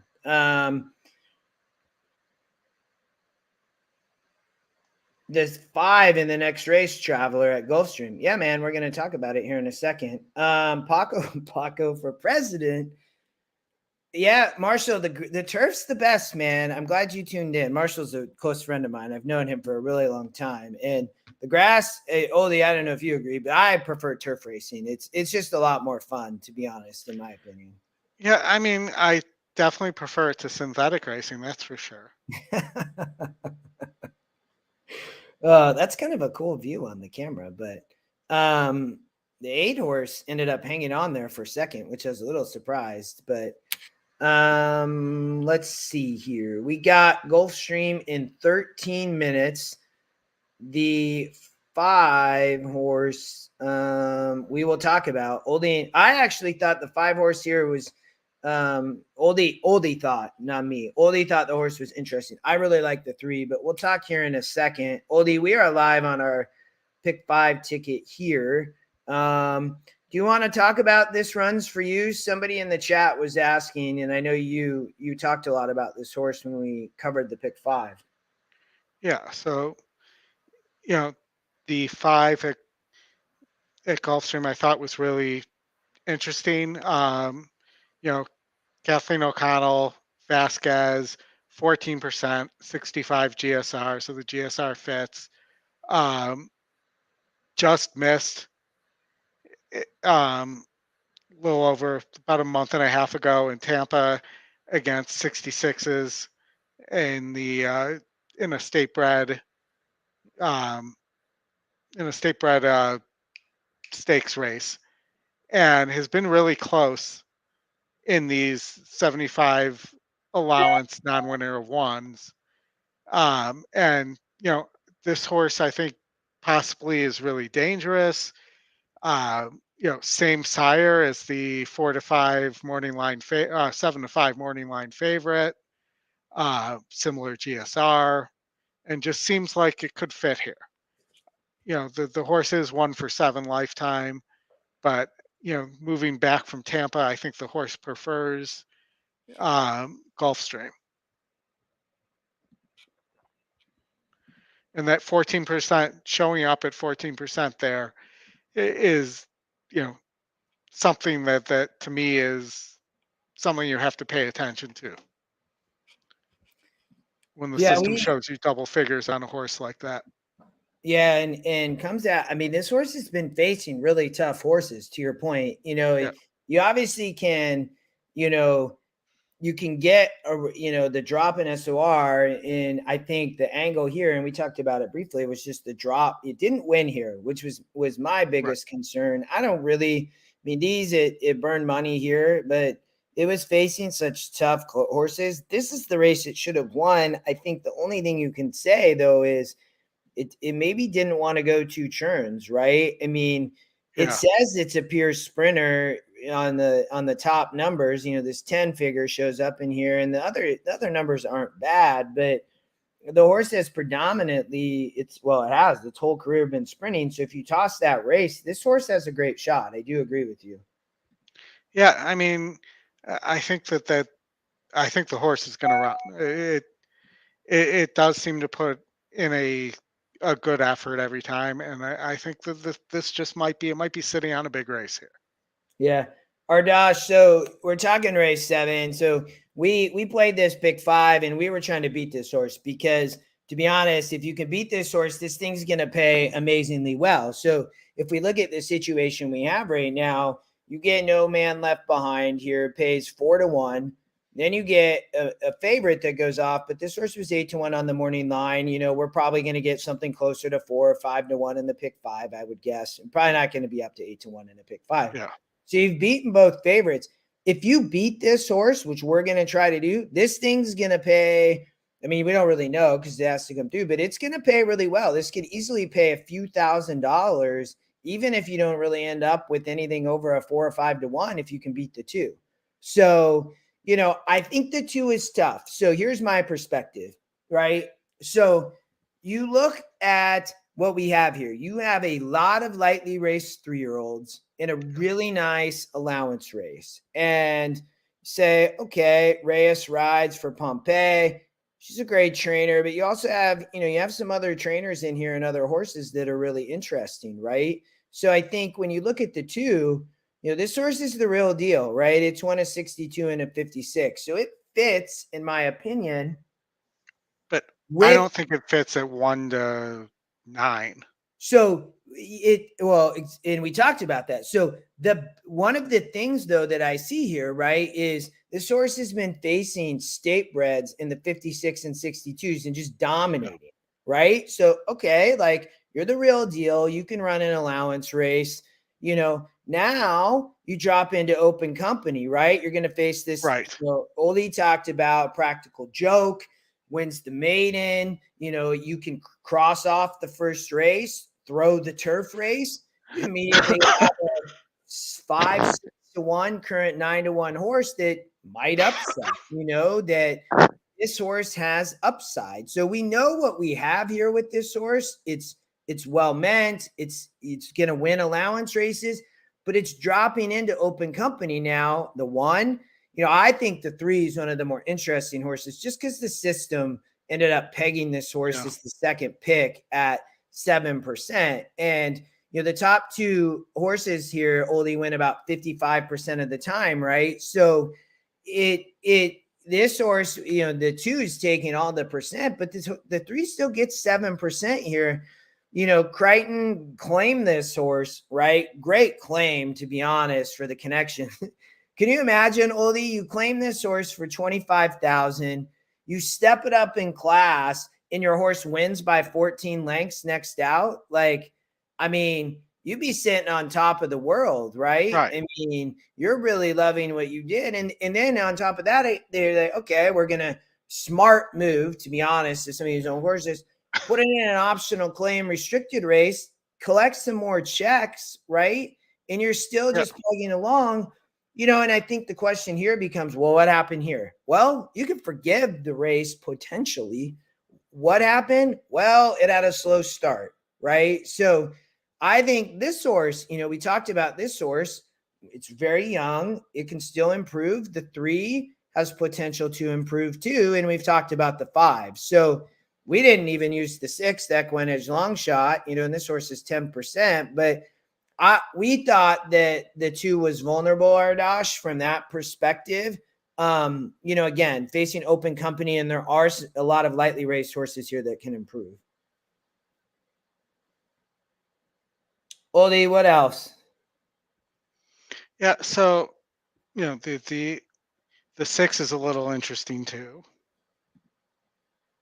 But yeah, I mean, I just feel like that these are 3-year-olds.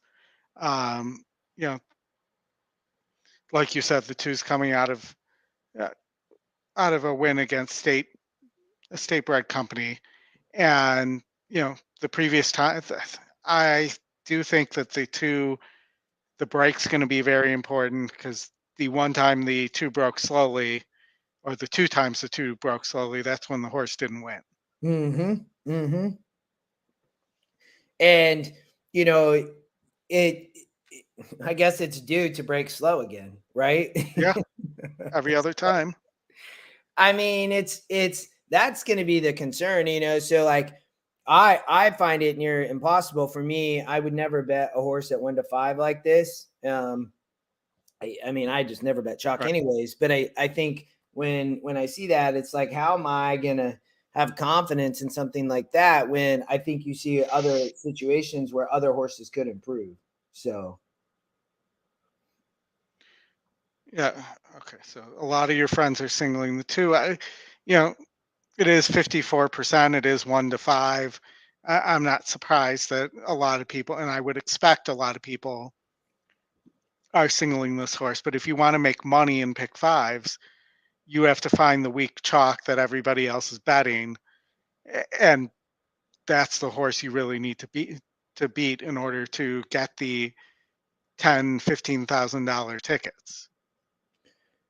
Yeah, it's a good point, Oldy. I mean, if this horse wins, I mean, you either, I would, on a ticket, you better have some prices in other legs, or you better just play a really cheap ticket, right? Because, in this situation, if this horse wins, even though these horses were okay, right? This is everybody's single. Like, so I mean, I think for you and I, Oldy, we love to hear that, right? Because it's like, well, hey, that's great, because you beat this horse, right? It knocks out probably half the tickets.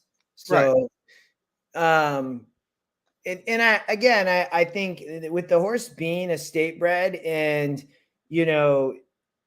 we're having start breaking issues, like, it's no lock, man. Because Oldy, you actually talked about the one. I didn't really catch it, but I do think this horse is really dangerous, because from the standpoint of, if the 2 doesn't break, the 1 is likely, I would guess, gone. Like, I don't think anybody will probably catch the 1. But I do like the 3 still. So I think that horse, again, being the second EquinEdge pick, without EquinEdge, I wouldn't see a lot of horses, but there's no way I would probably ever find my way to that horse. But by being the second pick was very intriguing.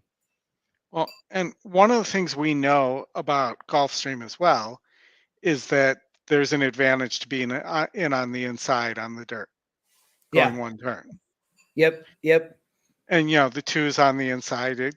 I get that, but the 1 being on the rail, and maybe the 1 was, it started on dirt, ran pretty well first time out, and then D'Angelo put it on the turf, and it was a 58 GSR, and it did exactly what you would expect there. You know, the horse wanted nothing to do with the grass, and then came back and ran really well again and won it, broke its maiden last time out. And the fact that they're bringing it back this quickly too, and the horse has a nice gait work too. This horse may be ready, and they may know they're sitting on something.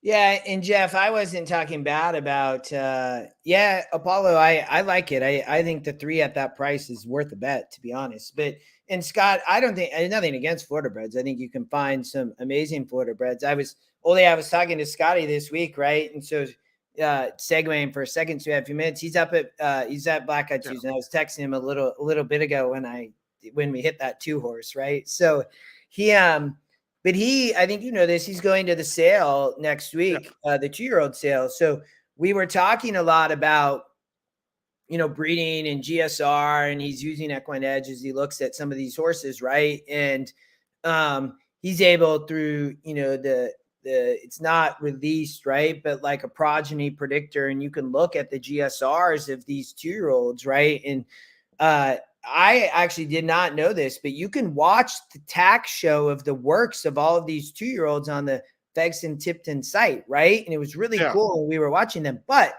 where I was going with all of this is there was a lot of horses that we were talking to that, were Florida breds or New York breds, not just Kentucky breds. So I don't have anything against Florida breds. My comment, though, is just this horse is facing open company. So it's not facing just easier horses. It's going to have competition is more where I was trying to go. And, the 1 is fast, and the 2, it may get a little bit intimidated, right? It's facing, you kind of think about like in another sport, right? And if you've been facing, a certain level of competition and you got to step it up, you can do it, right? If you're really good, but it's different, right? And I think that the system loves this horse, so it makes sense to be a lot of singles. A 50+% horse is obviously fit to be a single.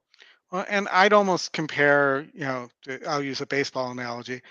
I'd almost compare moving from state bred to open company. That's like going from double to triple A.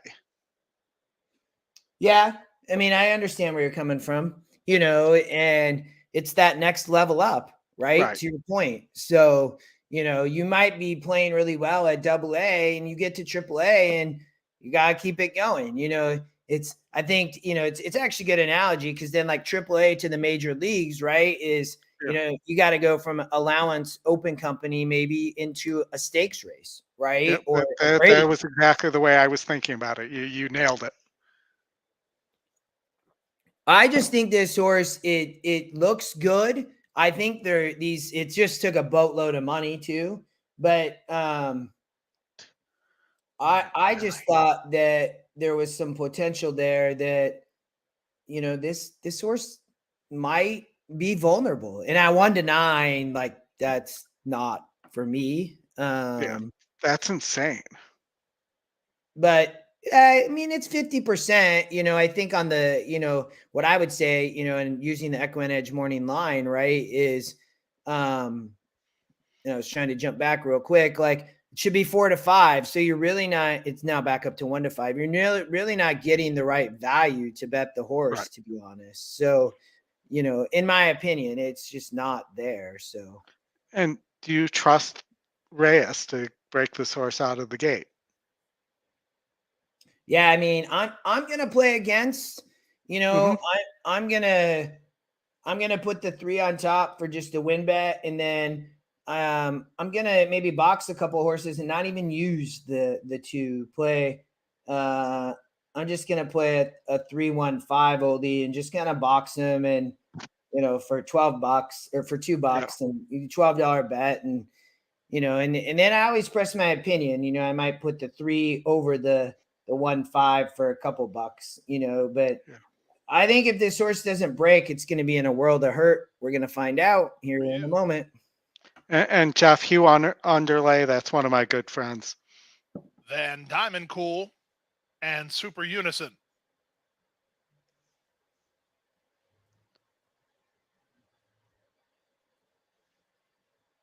Super Unison. Panichi to the outside gate. First leg of the late pick 3 in the gate. And they're off. This big favorite, Kozaris, was away brilliantly and reaches out for the early lead. Moving up on the outside, this runs for you. Down at the fence is Practico.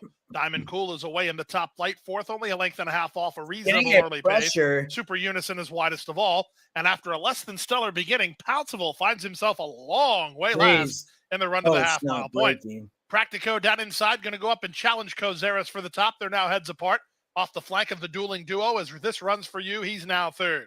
Fourth is Diamond Cool, then Super Unison, and Pounceville not interested today. Last a long way.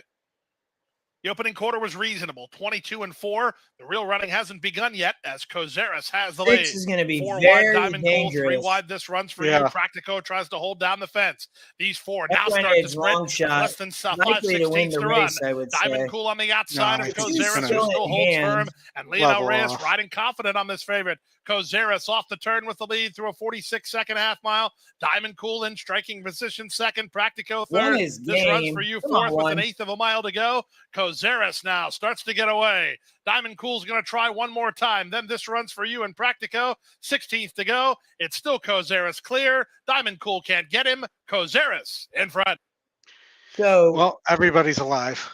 Yeah, and I think, you know, my comment there, right, would be, yeah, the EquinEdge long shot was, you know, I mean, was a good race. I think when you look at that, right, and if we jump back, right, it had a tougher competition, right? Yep. And I personally, like, that would have, obviously, I think a lot of people probably, anybody who bet significant amounts would have probably been scared there for a second from the 6, but I think, Oldy, you said that horse just kind of leveled off and wasn't not just the right competition. I think the one gets the lead. I think it's going to be a lot more dangerous there. That horse couldn't ever get in front, though. Well, and the 3 blew the break. Mm-hmm. Yeah, that was a bummer. I had no shot, obviously. So back to Pimlico, the racing of the day. Oldy, you get the 2-horse home, a nice little price to beat my single, Her World. Was wide the whole race, didn't really have a shot because of that. You are then 2, 4, 6, 7 here. Let's talk about this race, because I want to play my ticket back, but I'm not going to be able to play. I'm not going to play it back without a single. So I got to figure out where I'm going to single in a pick 4. What's your thoughts on the 2 Key of Life? I wasn't sold. This horse is going to go very, very fast with 6, right? And I'm curious on your thoughts, though. I would love to hear your comments. Well, but I will say this horse has gone very, very fast before and held on anyways. So, but it's showing up as an 82, so very tough grade 3, right? And it did win a grade 2, but just barely. Yeah, this was the race I said I don't see how this is an 82. Mm-hmm. And, you know, the 6 Maple Leaf Mel was one of my least favorite horses here. I used it defensively with the 7 and the 4, who, the 7's my bomb here. But, these are not races Jeffrey Englehart typically wins. He's not a Maryland trainer. He's more of a Finger Lakes trainer. He's got Rosario aboard, and Rosario's been riding like crap. I mean, it's true. TC, if he's not riding like, go win some races, and then you won't be riding like crap anymore. Yeah. But my thought is he's probably injured. I know a couple of years ago when he was having trouble breaking horses out of the gate that there were rumors that he had a shoulder problem. I haven't heard anything specific this time, but it also could be he could be going through what a lot of older jockeys go through. Mike Smith went from being able to see that spot to get through and the move to make to just one day he could, the next day he didn't have the reactions to do it. So it could be that too. Yeah. So the one thing I would say on this horse, so I didn't mean to stop you. So, no problem. And I put a note here, 2 losses didn't get lead inside. So if you look at this horse, right, it's been racing predominantly from outside posts, and both these races, it didn't get the lead from an inside post. It's been breaking really well. So, maybe don't get too concerned with that. These were 74s and 80s. So I think that was one of my bigger concerns with this horse is, Flavian is rode last out in the horse broke race. So I think that's great. This horse is really fast. As it slid into inside post, though, both times here, it just didn't break as good traditionally. So have somebody like Maple Leaf Mel, if this horse breaks and Joel gets it out, right, and whether that happens or not, could be dangerous. It may allow the 2 to go if he doesn't, right? So I don't know. I think if all these horses go, which we keep predicting that will happen, I think it sets up well for the 7 or the 4. So let's talk about it. So Bound for Destiny, Tony's talking about this horse. I think the most interesting thing of this is it for whatever reason, it transferred over to Brittany. And I mean, it was racing at Laurel, so I don't know why Picaro didn't. I mean, made the connections, decided they wanted a trainer switch for some reason. I don't know, and it just didn't run. So something happened there. I don't know what, right? But they were very unhappy. My concern is 3%, but before we talk some more about the 7, let's talk about the 4, Oldy. I mean, Source broke its maintenance 22%. I mean, yeah. So I talked about this horse. I talked about it maybe being a single. Maybe this is where I single here. I'm struggling to single that 11 in the next race as we talked through it. Yeah. So now I'm not really sure about singling the 11 here in my pick 4, even though I really liked it. I do not like the 1 at all here. So it was only 3, 8, 11, but maybe I always just think the 1 here is interesting in the 4th in the, what's that race 12, but what do you think about Afternoon Tea? I think that the horse, and again, we keep looking at these races and it looks like there's a ton of speed and then only 1 horse shows up. Maybe this will be the race that all the speed does show up and it's going to set up for the 4. And it does get IRAD. So there's that too. Top GSR, I mean, it did break its maiden, and it did it at Keeneland, from the 12 hole, broke well, was probably a little bit wide, I would guess, it was. I mean, ruled and pulled it off at 7 furlongs, so this is a WinStar farm, right? It's a, Speightstown, Dynazapper, like, this thing's probably the real deal. I mean, Key of Life might be a beast. Yeah.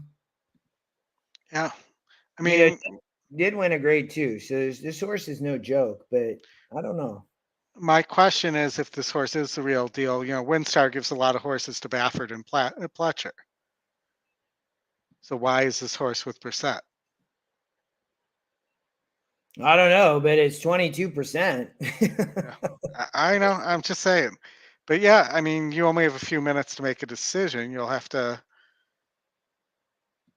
The other, I did think that this race, Oldy, I think that Irad is going to send the 1 in race number 12. I think this horse is really going to be dangerous on the front end. I did not love a lot of the horses in this race. I don't really love Rattle and Roll. I wasn't a fan of the 5 Law Professor. I didn't like the 8. So that I don't know. This race confused me, to be honest, Oldy, race number 12. It was probably one of I mean, the field sucks. I mean, that's there is an ICE morning line angle there, but that horse is beating non-winners of one. Yeah, I know. Yeah, and I get it. Law Professor's a really nice horse. Speed Bias, is beating similar to that horse. So if you could put the long shot and the one together as similar horses, but for whatever reason, it picked the 7 as the long shot there. And the 7 also is 18%. Yeah, no, I'm with you.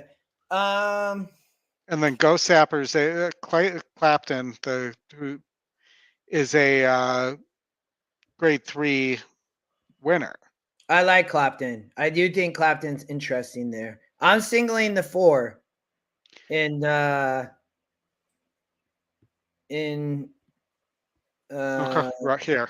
Yeah, I'm playing 52-50. Let's see. I think this will come up the way it didn't. Hold on. All right, I'm going to mute for 1 second here and take a quick pit stop before they go off.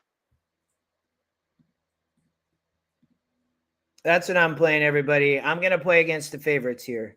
I'm getting rid of the 2. I'm getting rid of the 6. I do think race 12 is tough, TC. That's why I was trying to I think that 1 is interesting, Kuchar. But they're approaching the gate. I'm on the 4 here. Oldy has the 2, 4, 6, 7. I'm playing this ticket in a 52-50 pick 4, singling the 4 here, playing against the chalk. I think this horse is the real deal at 22%. The EquinEdge long shot, top GSR. Windstar just broke its maiden, going to make it tough. But I think there's a lot of speed here.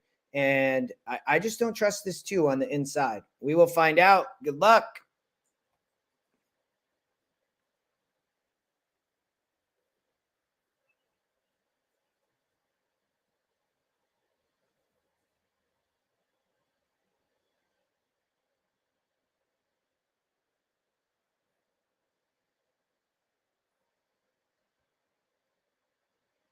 Uh-oh. Come on.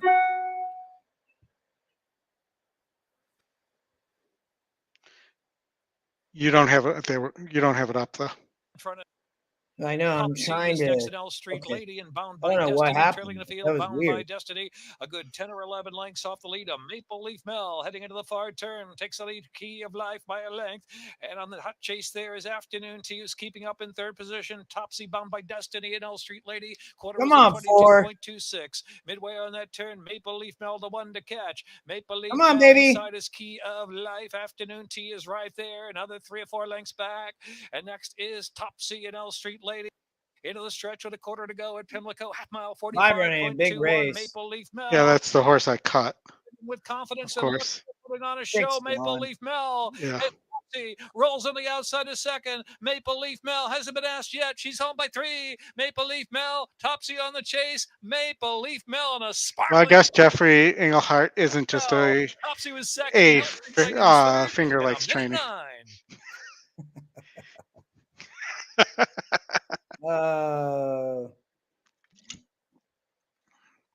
Get rid of this.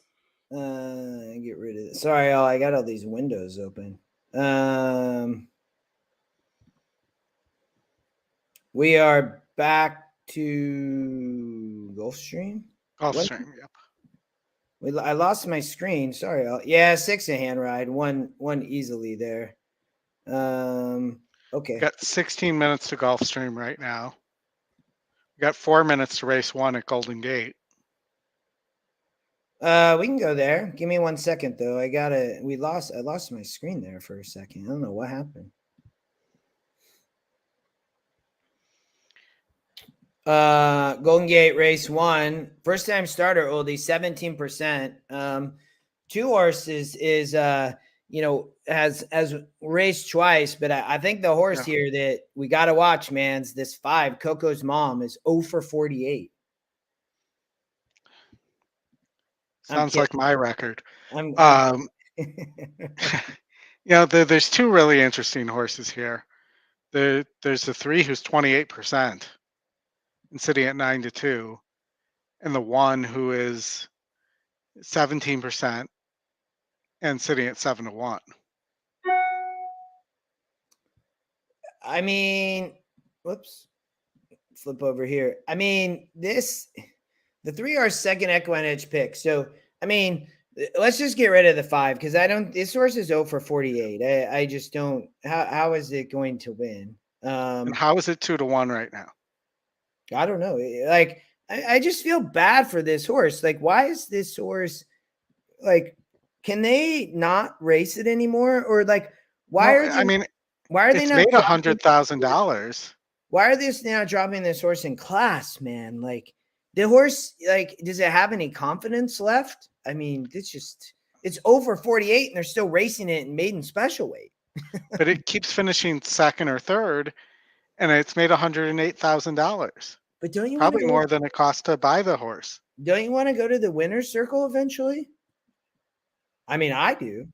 I do, but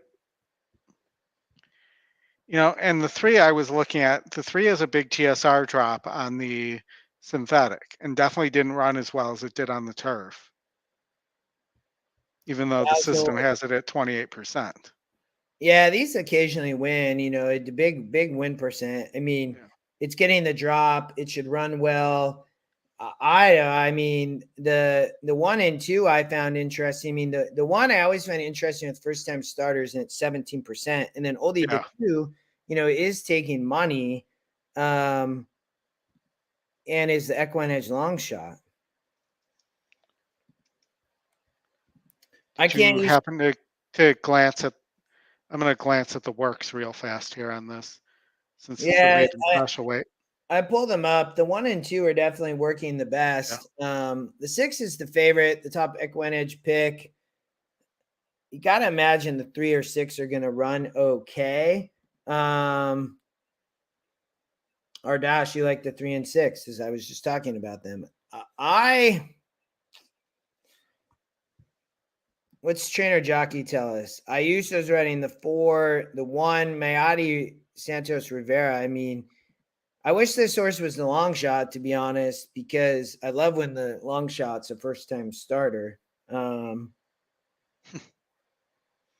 mean, they're hitting at 28%. I think I'd be on the first-time starter here. I just think this is, it's a 61 GSR Oldy, and I just don't understand the betting in this race. I just don't think people know what to do, man. I mean, how do you use the 5 and not use the 4 who's a second-time starter? Yeah, I'm on 1, 2, 6. It's probably even worth a little bit of the 6 is the favorite. So, and then I'd play extra with the 1, 2 on top. That's what I would do. The red light is on, Mr. Matt Dinnerman. The 2 don't want to load. That horse is not wanting. The 1 already in the gate, but jockey not even on the horse. Now I'm getting more concerned, these horses. But I always complain about the load there too.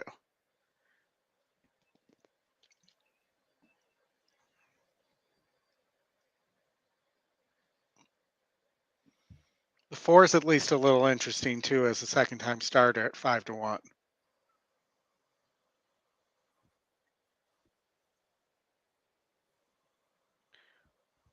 Like that's where you should be putting your money as a wonders to load in Coco's mom as a batter, not a horse that's 0 for 48. And to round out the field, Anthony's best. We're ready to go. We're off and running Oof. at Golden Gate That was a bad Fields. stumble. Deo stumbled at the break and drops to the back of the pack. Foyt has speed and goes towards the lead. Dazzle the Command takes second. Anthony's Best stalking the pace third into the turn. Developing the way is next with Coco's Mom. And Deo gets to the outside. A little bit keen here, Deo, in the early stages, about 5 lengths off the pace. Around the clubhouse turn, it's Foyt.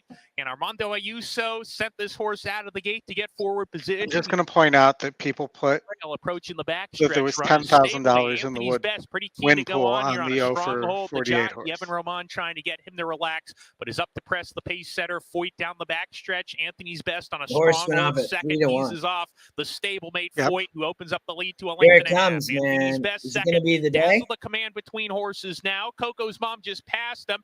And the mare, Coco's Mom into third, 3 deep, challenging the top pair. We're a neck apart now, approaching the forward turn run, developing the way down on the inside, already shaken up, approaching the turn in a gap of 3 to Dio at the back of the field as they round the forward turn. Anthony's Best has not been asked for his best yet and is up to challenge the stablemate Foyt on the front end.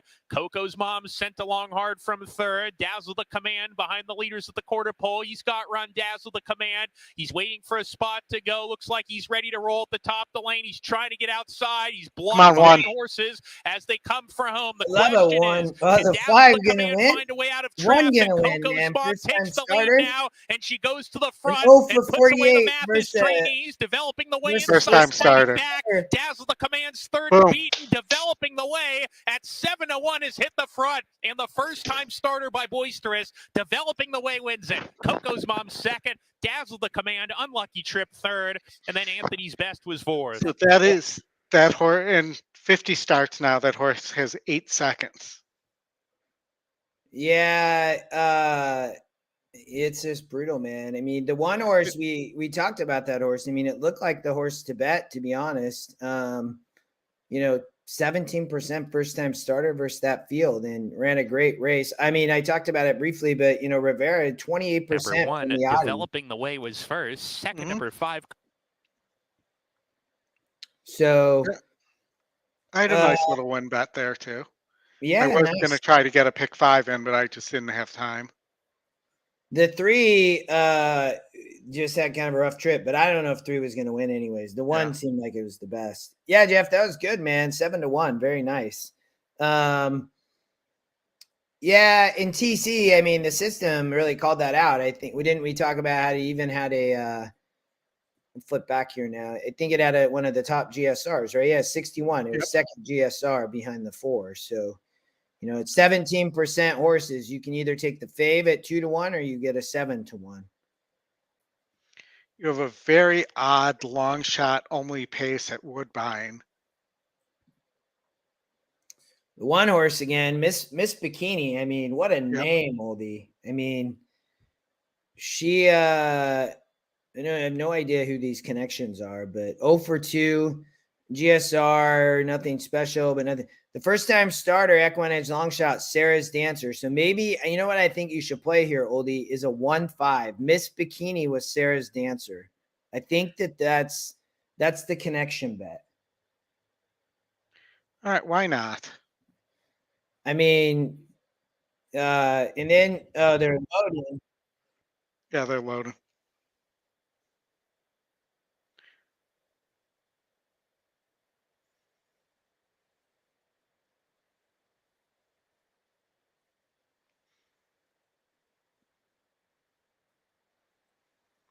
It does still look kind of cloudy and cold at Woodbine.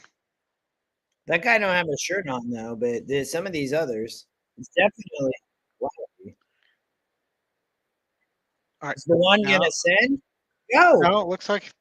Well, maybe. Please send the horse. Sit down on your horse and send your horse. Don't stand up.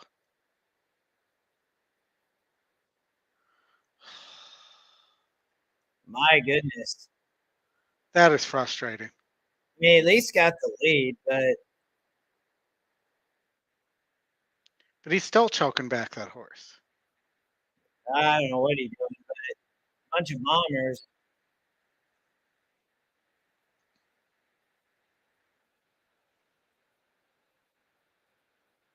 Stop, too.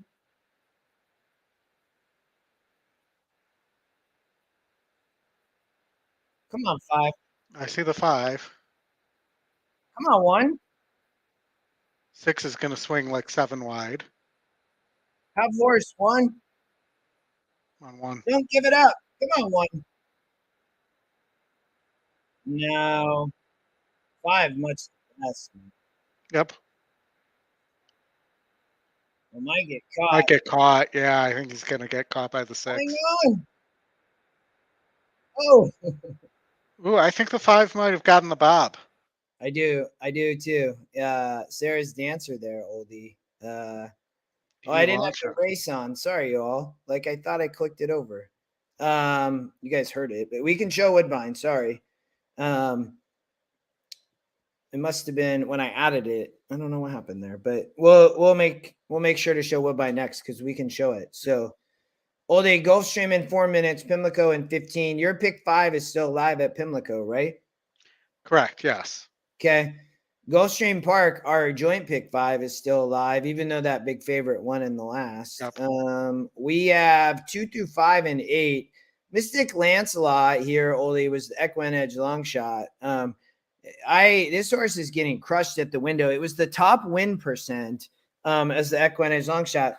My concern, it has 3 second place finishes. But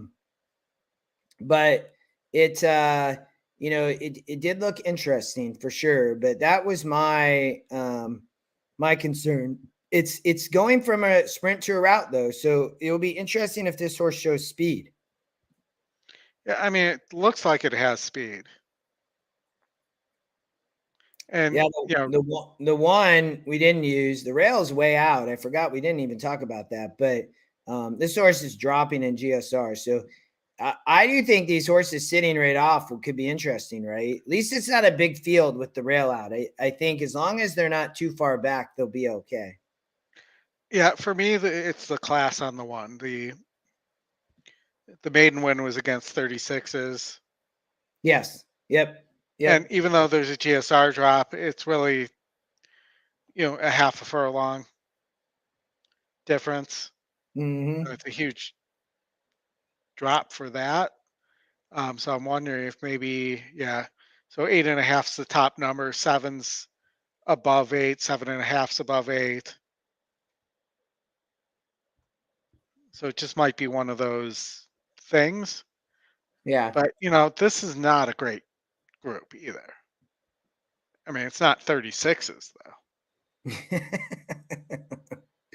Well, there's a few. I think the 4 was another one. I mean, this horse won back here in a 40. So it's, I mean, to your point, it's not. I think the 5, I mean, this horse, this 5 horse is even money, man. I don't, it's pretty wild. I mean, it really is. Look at the 4 though. Even though the 4 beat 40s and then almost beat 48s, was claimed and moved to DePaulo, and Crichton claimed it back. Yeah. No, I see that. I don't know. I mean, I'm looking at I was on the 5 the most. It's just been facing tougher drops in SOR, third off the layoff. I mean, the problem is I'm not betting this horse at even money. I mean, it's 6-5 currently. So, we have it in our pick 5. So that's I guess a good thing. There's an inquiry at Woodbine. The 5 did win. The 6 and the 4. The 4 is alleging, or is being looked at as the 6 definitely came out. Doesn't affect the winner though. I love TC says first time starters here at Woodbine. I made an optional claim I probably wouldn't touch, and then he says I never bet Woodbine anyway. So what happens? What's the point? I love it, man. Garrett, the 5 horse is 2-1 in the UK. Well, it's 6-5 here. Are you talking about at Gulfstream? I mean, I guess it would. The TC said I wouldn't bet that 5 for real. It's good to see it compete though. Yeah, That is, anytime you see long shot first time starters, TC, they are very, very. It's a win bet. It's pure profit, man. Mm-hmm. Somebody tracked that for a long time. I'm guessing it's still the case, but yeah, I wonder what happened to that guy. I don't know. He just said, "Hey, I gotta go. I can't do this anymore," and then just kind of disappeared. But he tracked that for such a long time. Yeah. You know, it's funny, Scott. Woodbine takes a long time. You know, one of the tracks, and I rarely play this track, but that does not is Charlestown. Like Charlestown, when that race is done, I think they just don't want objections because that thing is official in a matter of seconds. Like it's very funny. Yeah, but they do take forever to get the races started there. They're the key. They're like Gulfstream 5 years ago. Now there's an inquiry on the 5 too, man. So the 5 definitely came out. I'm showing all the screens because we got a lot going on right now, and we'll hang with you guys probably for another 90 minutes. Wait, is that 475 to 1 or 7 to 5? Where are you looking? At Woodbine. I'm trying to see your screen. Oh, 7 to 5. 7 to 5. Yeah. Well, that's something to get excited over then. Yeah, we got the horses are approaching the starting gate. Coming up. 1 minute. We are 2 through 5/8, Oldy. So we're looking for a price here. Preferably the 2 or the 8. The 8, I Am the Game, is the second EquinEdge pick.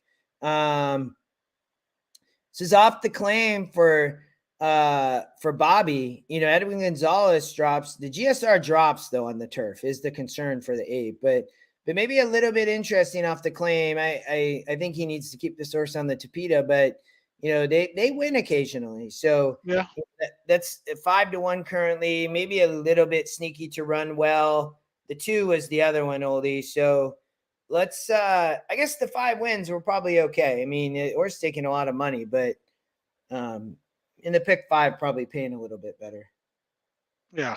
Let's look at the horses. One of the things we can do in the meantime is look at the now post time at the prices in the doubles and the pick 3 to get a little bit of an idea. Strong betting support today for Mystic Lancelot under jockey Edgar Perez. He's 9 to 5, 2 to 1. World's on High, now 2 to 1 on both of them. 4 to 1. I Am. Yeah, I mean, he's the favorite Black in both the pick 3 and the doubles. The 5. They're at the post. Actually, he's not in the doubles, but is in the pick 3. Significant favorite in the pick 3. And they're off. Mystic Lancelot was quick off the blocks. Manella speeding through at the fence. In between horses, Tapit Brio won't be far away. Taken back well in a bit tight as World's on High. Out a bit deep as I Am the Game. Not as deep as Black Seal, who was 5 wide. Then Stormy Victory, and Third Moon is last. In the run around the first turn, Manella has the lead by a length and a quarter. Mystic Lancelot is second. Black Seal moving up on his outside. Saving ground at the rail is the gray Tapit Brio. He's only about 3 lengths behind today. Then it's I Am the Game with World's on High. 2 back to Stormy Victory. Seems like a fast pace for this level.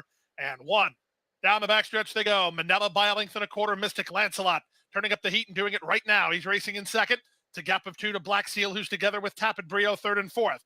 On hold while 5th is World's on High. He's in the blue cap, angling for a run. I Am the Game is next, 2 in front of Stormy Victory, and still at the back is Third Moon.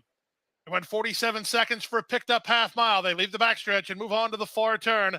Mystic Lancelot up to have a crack at Manella. These 2 a length and a half better than a driven Tapit Brio. He's now third. At the rail, it's World's on High. Threading through traffic, I Am the Game. Black Seal is next as they reach the top of the stretch. There's a quarter of a mile left to go. 3 quarters, 1:10 and 3. It's now Mystic Lancelot who turns for home on top. Or the From 8. the outside into the great Tapit Brio. In between horses, World's on High. There's an 1/8 of a mile to go. Mystic Lancelot has the lead by 2. Tapit Brio's trying, but he's just not getting there. Down the center and Stormy Victory. Mystic Lancelot in front. Man, that Brio rail did well to be second ahead of Stormy Victory third. I Am the Game is fourth. 70 feet, man. That's insane. Way out there. All right, Oldy, I got to run the restroom. We got Pimlico race number 10. Is that what we're on? No, 11. We're all the way to the 11th. So let me This is the race we talked a lot about. I don't really like the one at all. I'm going to play probably an exacta here. I was on the 3-8-11. I'm going to share my tab. You chat for a minute and I'll be right back. Yeah, I mean, you were on the speed here. I was more looking at the Clement horse and the Chad Browns. Here, I did not like the 2, the Pletcher horse at all. Yeah, the TC, that Gulfstream turf course, I mean, you can't have the rail out at 72 feet and run a race. I mean, it looks like they got the flooding from fairgrounds. It looks so bad. The 2 Chad Brown horses, I think you rarely see that kind of value. The 3 is getting bet, and the 3 was the one that I mentioned would have been my top pick. I just think that the 10, the 11, and the 2, and I think there was one other horse, maybe it was the 5 that Justin has taken out of there, they're going to go really fast for a mile here. And, I think this is going to set up nicely for the 1, 3, or 8.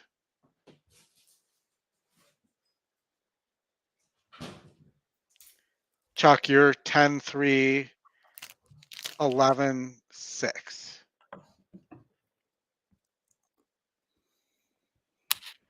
The 6, Thirsty Thou Kelvin.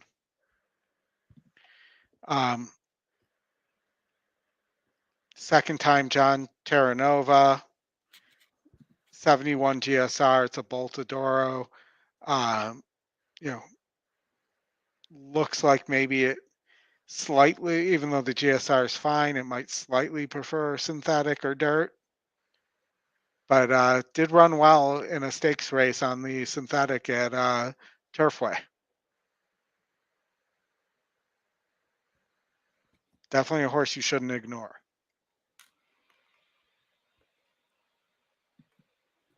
I couldn't get there. I'm just coming off the Topita like that. I mean, this is a really good stakes race, though, to be honest. But Oldy, I just thought the 11 horse. I mean, is Louis riding this horse?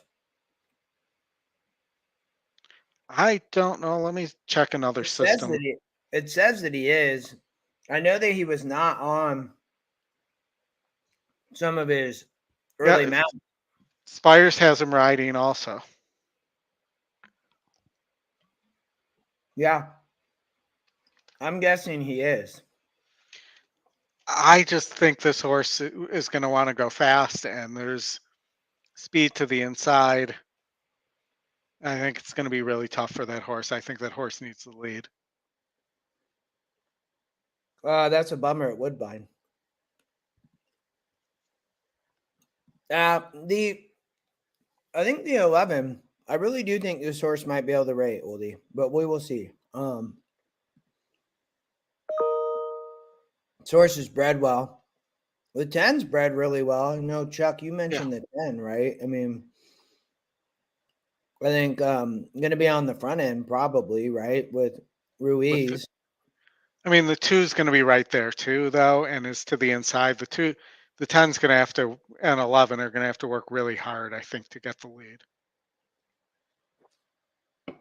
I don't think the 11 going to get the lead, though. I think Louis going to rate.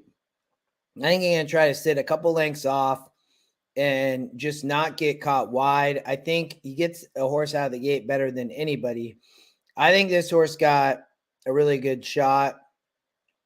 I talked in the beginning. I don't like the one horse really at all. It's going to have to come from way back, and it just has no speed, and he's going to get shuffled all the way to the back, and it's going to have to be so much the best, and maybe it is, Oldy, to be honest. I know you like this horse, and it won by 2.5 lengths coming from way back here. But the one thing I would say, and I didn't actually get a chance to look, I'd be curious where the rail would have been this day, and it may even be, it was only a 9-horse field though. So, but I just don't like it having come from that far back at 19%, then at 9-5, I think the 3, 8, and 11 are the horses for me, and I think the 1 might not even get up for second. I don't know. I think it's the 3, 1, or 8 are the. I just think the pace is going to set up for one of those 3 horses.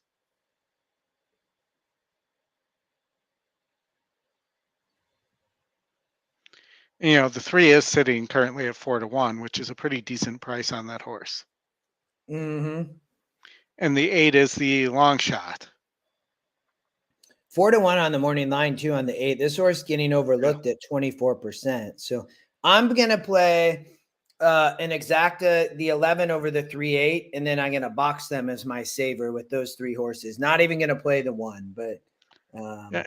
And obviously, Chad Brown thought something of this horse to run it at Saratoga. And this is the first time it catches firm turf, too.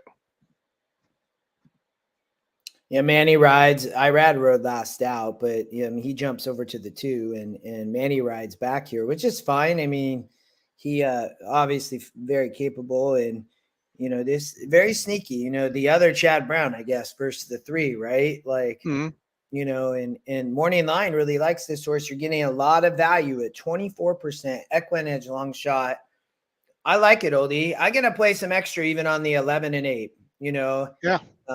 For me, I think I like these plays like this. A 4-1 with an 8-1, a lot of potential.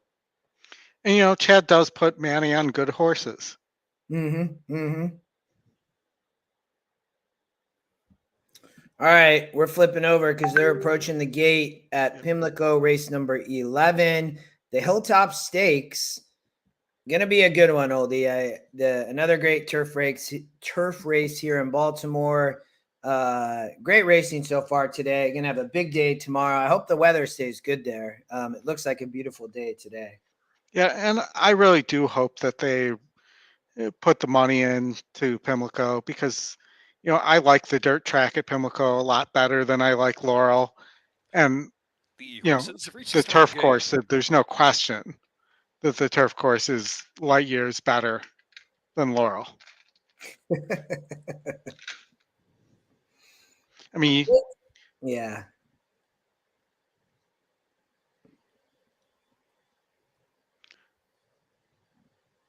And it is nice to turn on a race and look at a turf course and see turf. 3-year-old fillies on the turf. Beautiful turf too, man. I mean, nice grass. Loading up and here. Yeah, you're right. I haven't looked at the weather yet for tomorrow, but hopefully they get good weather tomorrow too. Going in 9 to 5. And Shirley. Whoa. Spray. 30,000 Kelvin is in. Hang the Moon is in. Up and down.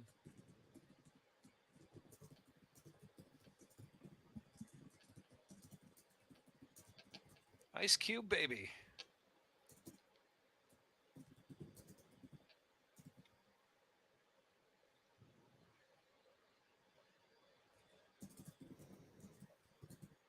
Little spinner. Little spinner. After 8. Well into.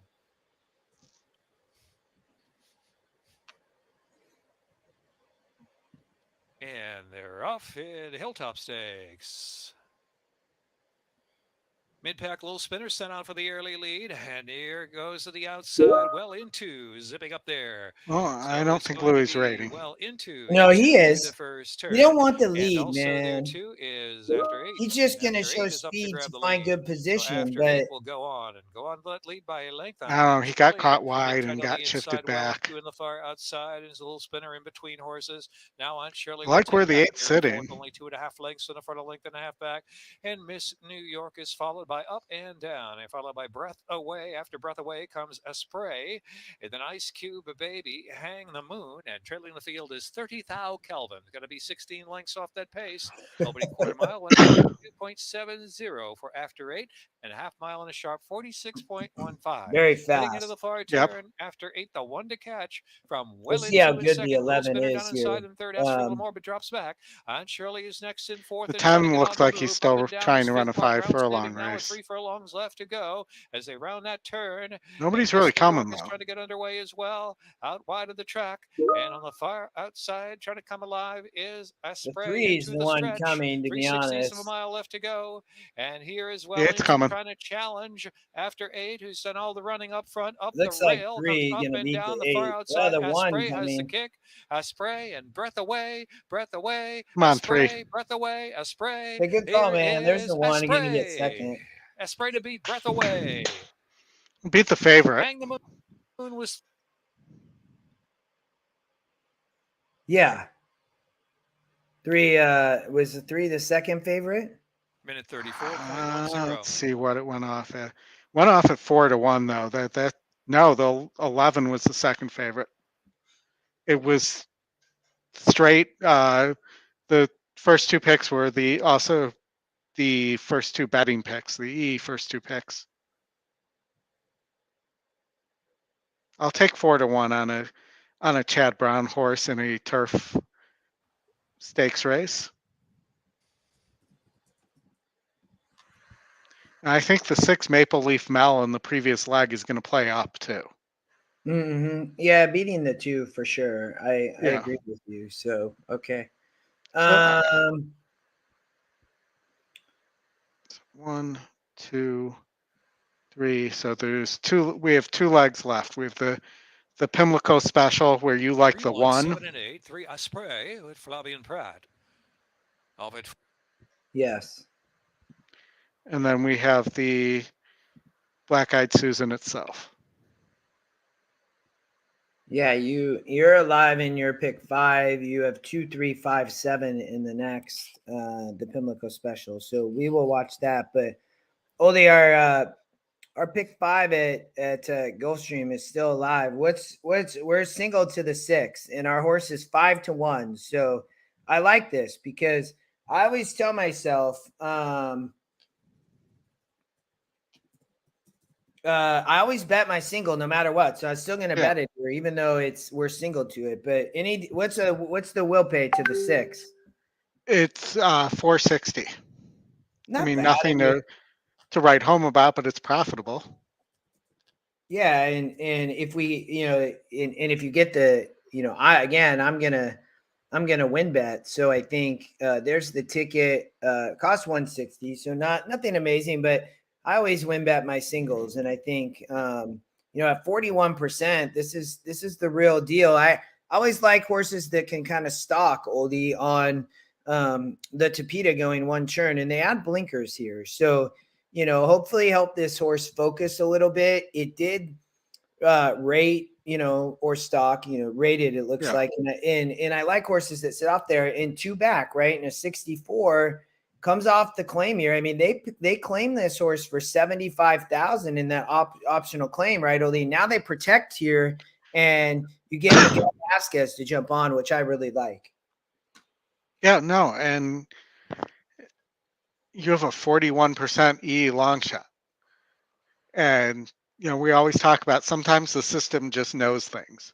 Mm-hmm. Mm-hmm. I mean, that's the point of using an AI-based horse race projection system. And it is 41%. Maybe it doesn't win, but, it's 41% for a reason. And there's 2 algorithms telling you to pay attention to this horse. It's hard. I think, win or lose, I think we made the right call in terms of singling here because we gave ourselves the chance to make money. And if you had the 7 here, the 7 paid a lot less than this. Well, and if we beat the 2 here, right, this thing's paying, I mean, it depends who wins, right? But it's probably paying $3,000, I would guess. So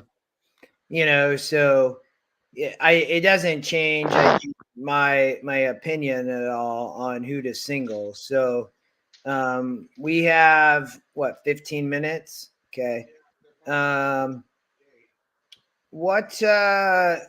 Where do we want to go? We'll skip Golden Gate. I mean, we don't really have much. We'll skip Golden Gate because they're about to go. I mean, if you want to, I mean, we can chat Belmont. We can keep. Well, here, why don't we? I'm thinking about for Pimlico. So, do you want to talk? Maybe we just talk Preakness for a minute.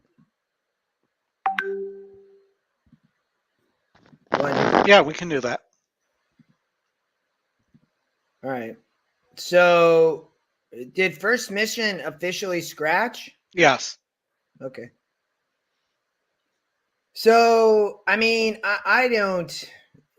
I mean, here's the situation for me, Oldy. Like, National Treasure is the top win percent horse. I mean, so without First Mission, and you and I both like that. I am curious. You know, I am curious basically to see what kind of will happen here, you know, and, you know, I think National Treasure is going to be really interesting on the front end. I think Coffee with Chris has absolutely no shot other than maybe injecting some pace, but this horse I just think is outclassed. So, you know, but Johnny V going to have to go for Baffert. This horse may be dangerous. I didn't like any of the other horses, to be honest with you. Blazing Sevens, this horse has not won 2 churns. You know, maybe it shows up by Rad Rides Back. I thought National Treasure might steal it on the front end, but to be honest, once First Mission scratched, I just went to Mage as the pick. I do worry about the turnaround in 2 weeks, but that was my 2 cents on this race. You know, I don't think that there's the speed there was in the Derby. I really think Mage will have to break better this time. You know, I also think, you know, this is the thing. So look at National Treasure. Yeah. If you can pull it up. Yeah, we're good. Oh, sorry, I was on the wrong I was switching. I was over on Gulfstream tab still. Man. So I was talking about this the other day. National Treasure is a horse that needs the lead, but doesn't break well. And, you know, I don't think much of Coffee with Chris. I don't think Coffee with Chris is going to win.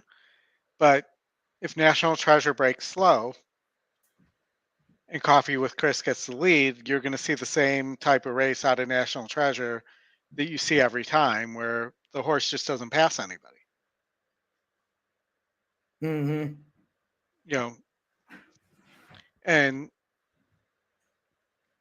you know, I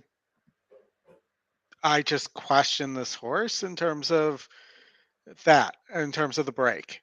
You know, and, you know, I think that this is the fastest horse in the race. If it gets the lead, I don't think you'll have to go that fast with Coffee as Chris there, who doesn't really want the lead. But, you know, I think I really liked First Mission there. I had a note on the horse that he was the best 3-year-old that Cox had. This was my note from the Lexington, maybe Cox's best 3-year-old. Mm-hmm. Yeah. And he was working like he was the best 3-year-old. But, you know, I think Blazing Sevens might be really sneaky here.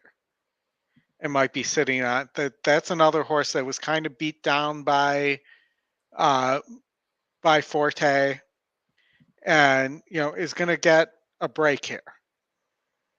You know, I don't know what happened in the Fountain of the Youth, but didn't run.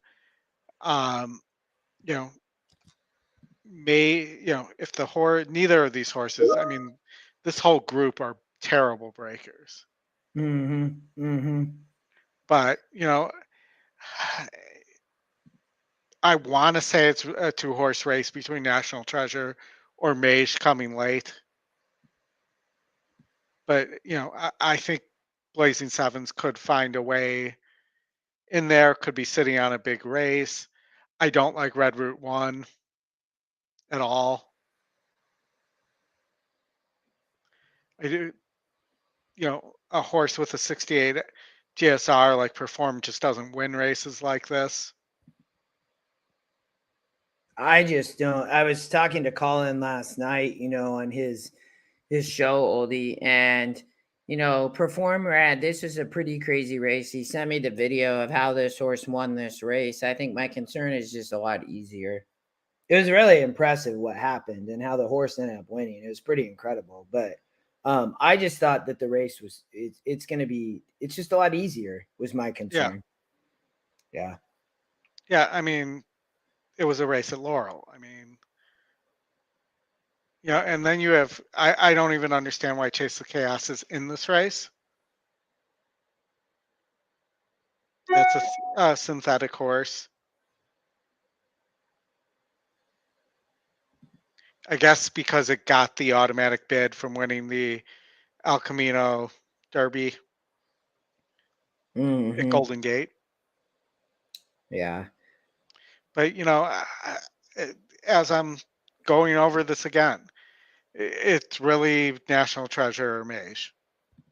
Yeah, that I mean we agree, which is usually not a good thing, but I'm with you. I'm landing on Mage. I do think the pace will be interesting for National Treasure though. I really do. And I just don't think a lot of Coffee with Chris. So my hope would be there is some amount of pace, but I mean this to me is just not a great race. So if Mage can turn it around in 2 weeks and show up, like, okay. If not, I think National Treasure could win on the front end. Yeah, I'm not as worried about the 2 week turnaround. I don't think that's that big of a deal. I think it's a bigger deal when you come back 3 weeks after that from the Belmont, but I think the quick turnaround at the Preakness, you see horses run back 7 to 10 days from when they last ran all the time. You know, that's just my thought on it. You know, it's just not that deep of a field. I mean, I would love to give a nugget about why one of these horses we're not expecting to win is going to win, but there just doesn't appear to be anything there. Yeah.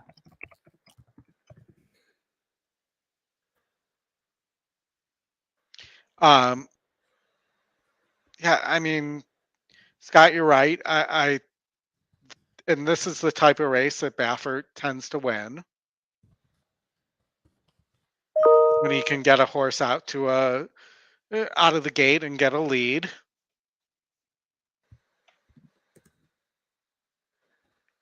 And I just don't know, you know, as much as I think it would be better for most people involved if Mage won and, you know, you were looking at a potential Triple Crown winner at the Belmont.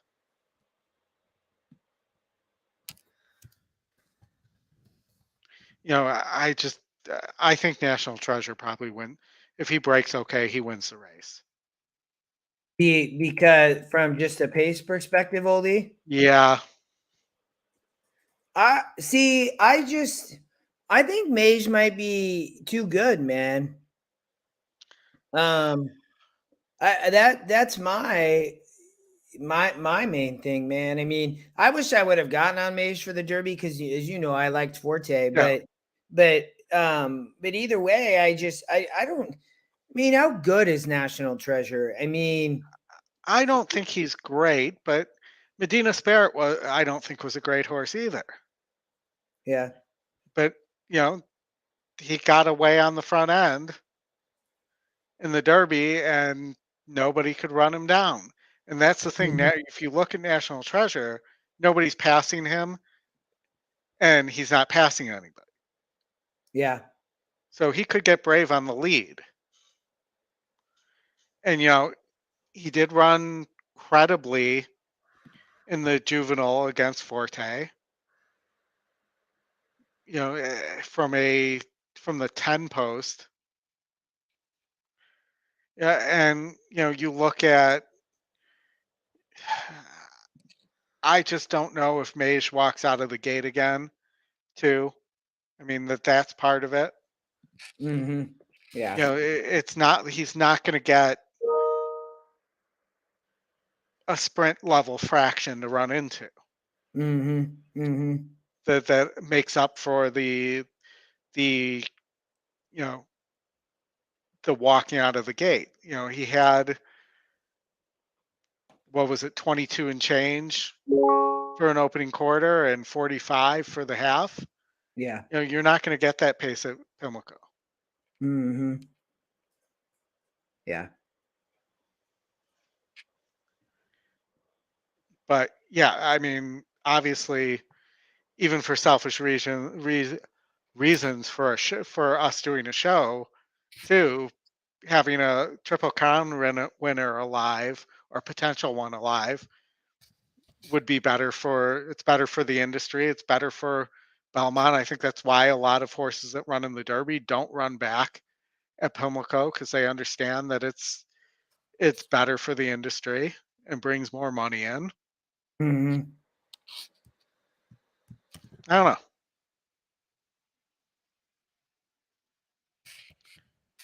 So you think Mace just might be too good? I think so. I really do. So that's the main thing. I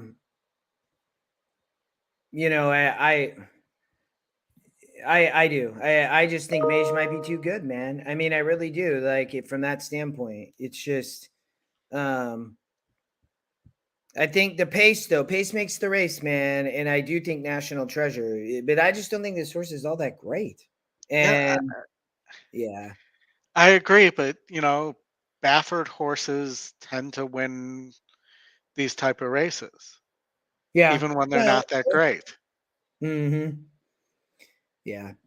We'll see. All right. Let's watch our single, which is now the favorite at Gulfstream Park. So we are single to the current 5-2 favorite now, man.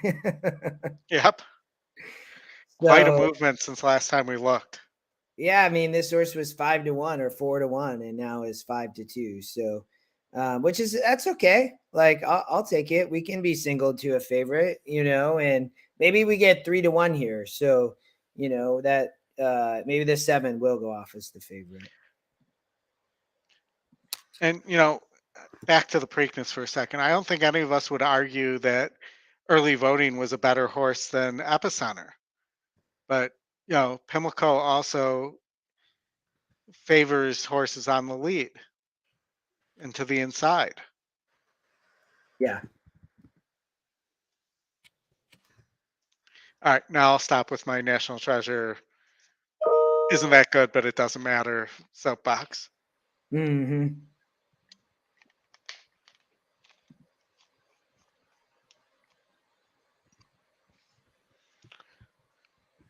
Great name on the 4 at Gulfstream. Puppy Monkey Baby. 14-1. I mean, if Mage had to run against Forte, Scott, I mean, are you talking at the Belmont? I mean, I don't know. I mean, I haven't really thought about that at all. Yeah, and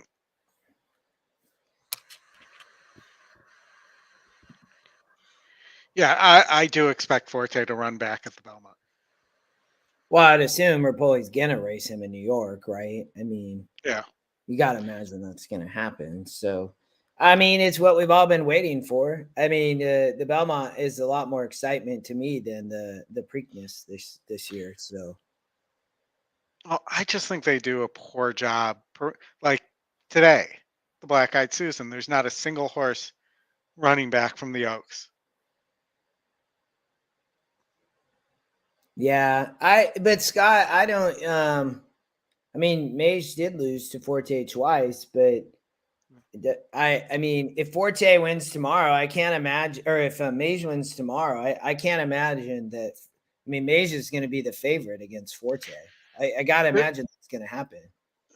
I'm just going to point out also, there's a big difference between a mile and an eighth or a mile and a 16th and a mile and a half. Call for wager. Yeah. Good luck, Bill. Oldy and I are singled to the 6th in our pick 5. That's all we have. So if we don't win, I hope your 9 comes in. Chloe's toy. So, Bill, we love getting a chance to see you and you stopping by. Yeah, definitely, Bill. So who gets a Derby win first? IRAD or Tap It? I say IRAD. I don't know, man.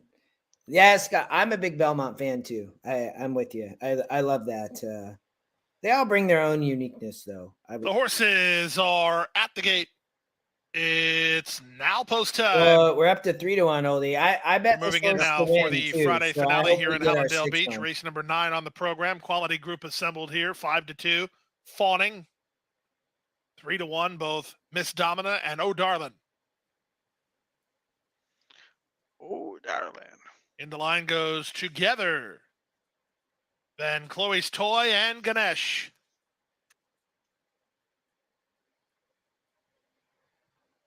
Oh, Doctor.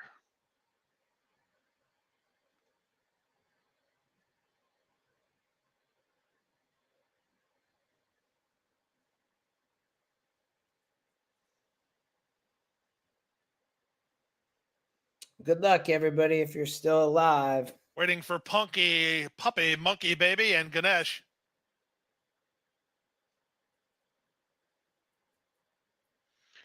Ganesh and Panichi to the outside. Locked in, all set for race 9.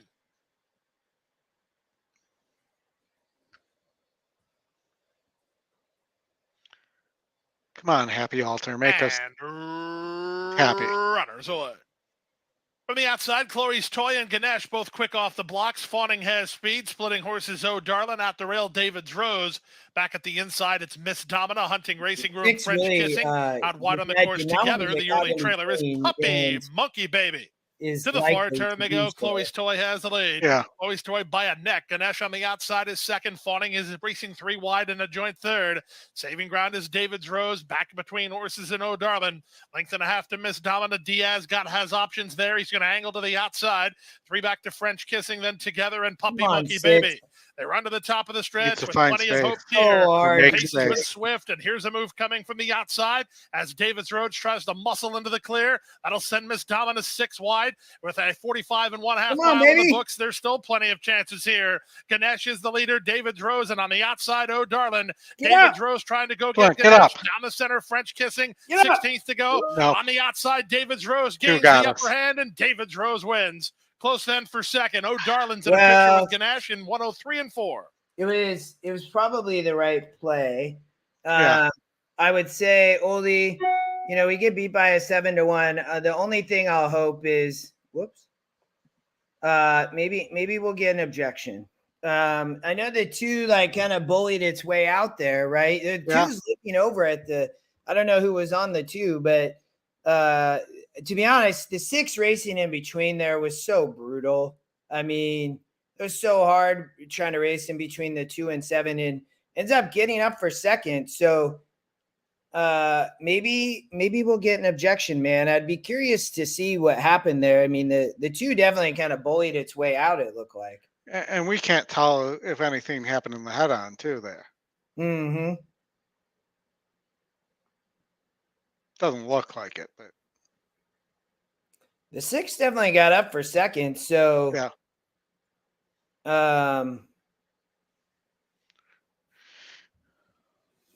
what do we get? We got 4 minutes till Pimlico, the Pimlico special. The 1 horse take a boatload of money, which I'm not surprised.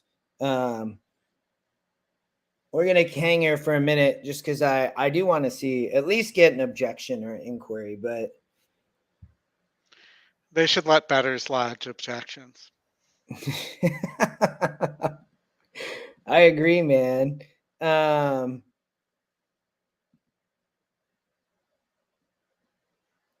6 just kind of a brutal trip, man. I mean, ended up getting really caught in between there and made it tough, but David's Rose, the 2, ends up getting the win.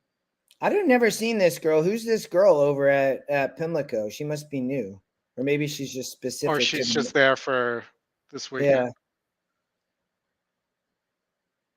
Yeah, I've never. Sonny Leone was on the 2. Yeah, he was really aggressive. Getting out there. The 7 didn't run at all. The Billy or 9 looked good on the lead, but gave it up kind of late. So didn't quite have enough. 2's a winner. David's Rose. 6 is second. O'Darlin. 10 is third. Ganesh. 4th is 3. French Kissing. 5th, number 9. Chloe's Toy. 2-6, 10-3-9, 103 and 4.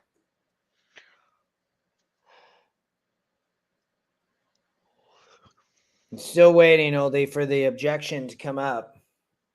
Well, I'm guessing it's not coming up then.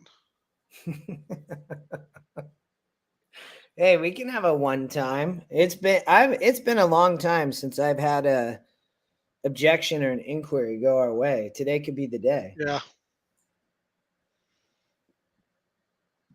Nope. It went official. No chance. Yeah.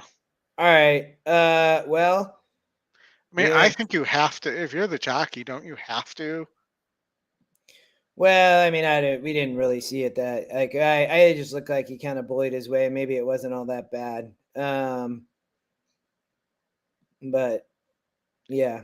All right, we got 2 more at Pimlico, everybody. The special here, Oldy, you are 2, 3, 5, 7 in your pick 5, single to the 9 in the next. Yep.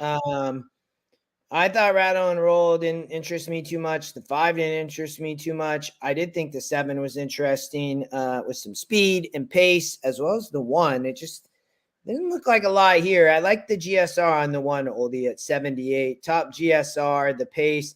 It didn't in the EquinEdge picks was my concern. So, but that's where I was landing here. You talked about the 5 law professor earlier. Yeah, I mean, it's getting bad. And I also think the 7 and the 1 are pretty similar horses.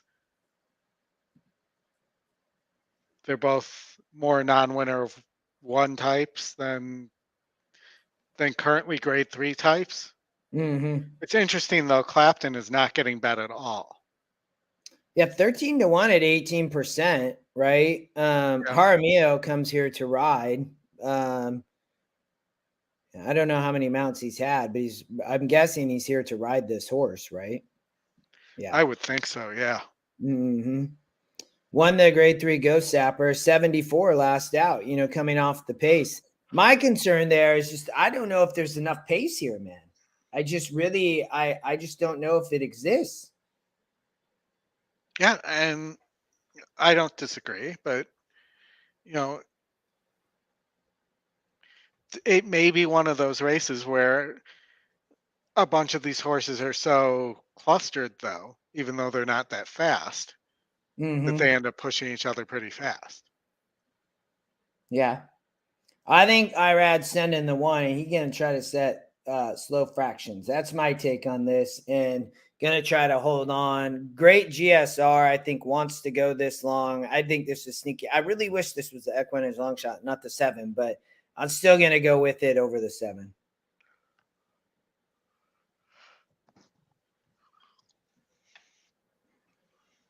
I think that at 18% and 13-1, I think you have to play something on the 3.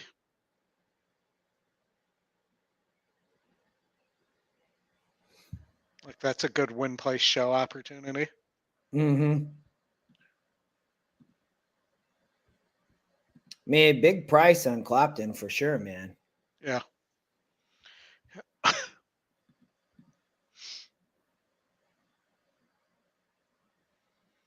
I mean, I'm certain Speed Bias is going to go.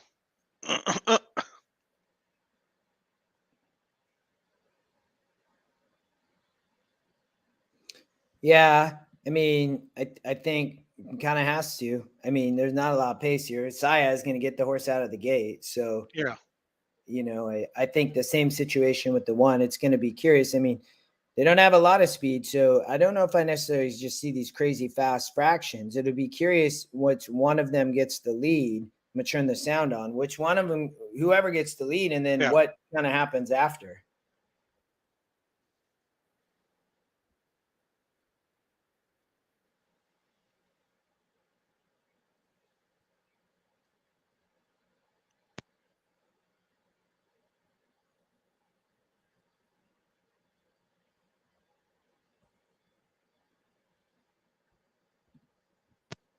There's the 7 speed bias.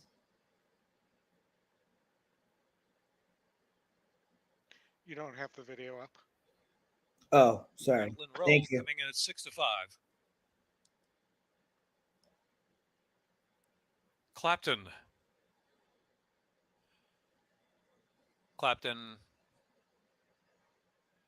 Now in. Armando R. Law Professor. Speed Bias. In one back, Keystone Field. Post time for the Pimlico Special, presented by Bullet Bourbon.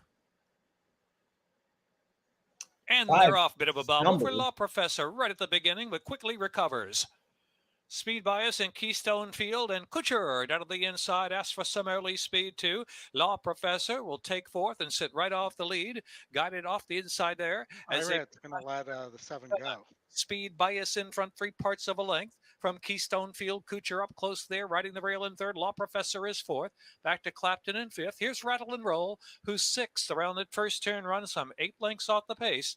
And stretch running Armando R, the back of the pack, about a dozen from that leader. So around that opening turn, and it's 23.56 of the quarter mile, set by Speed Bias. Speed Bias, the one to catch. Keystone Field remains close outside of that one, trying to put a little more pressure on now as they make their backstretch run. I'm skeptical of these fractions after what happened. Of Law Professor earlier, ahead, right there third, just about 3 lengths on the front.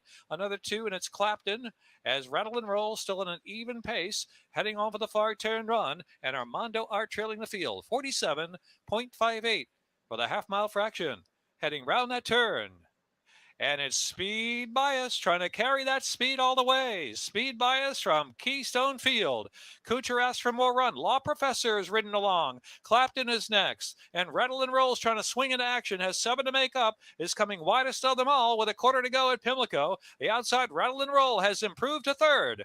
Turning for home, and it's Speed Bias. Rattle and Roll. Shake it up on the outside by Pratt. Here's Rattle and Roll, the center of the track. Speed Bias desperate to hang on. Now they're head-to-head for the lead for the final furlong. Will put up on Keystone Field in third. Rattle and Roll, Speed Bias in trouble on the inside. Speed Bias, Rattle and Roll in a fight down to the finish here at Pimlico. Rattle and Roll, Speed Bias. Speed Bias and Rattle and Roll. I think Rattle and Roll got it. Special. What a thriller.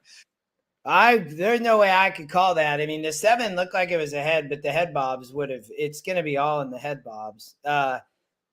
They're showing the 7, but I personally thought it was the 2. But what did everybody in the chat think? Did you have the 7? Of course, I had the 7. Oh, yeah, you did. Yeah, okay. Yeah, remember I was arguing that the 7 was a similar horse to the 1. Yeah. Luckily, I hope the 7 won. I played a pick 3 with the 1 and the 7, so that was my saver. A friend of mine just sent me a text and said, "Tell me it was the 7." I mean, the 7 Speed Bias was ahead there, but the 2 definitely gets a good bob. Oh, it's going to be brutal. It's the 2. Yeah. As I said. Yeah, that's the 2 was actually ahead for like a bob and a half. Yeah, I think it was definitely the 2. For sure. If the 7 gets a bob there, it would have been really close, but 2 was by far ahead there at the end. So that's a bummer. That's going to take a lot of money out of that.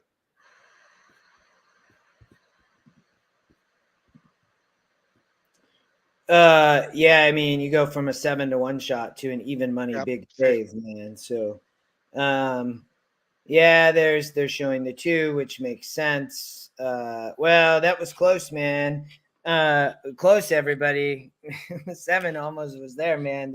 It wasn't a paceless race, though. Good job for the Luis Saez getting the lead. I mean, there's the photo, and like the 7 gets it after, but it doesn't matter after.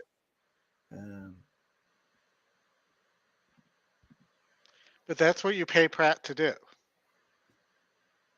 in that situation. Mm-hmm. For sure. We won't catch. We got the Black-Eyed Susan next. Golden Gate going off right now. We can watch this. City Glitter has loaded to the inside post. Lila at the beach, post position number 2.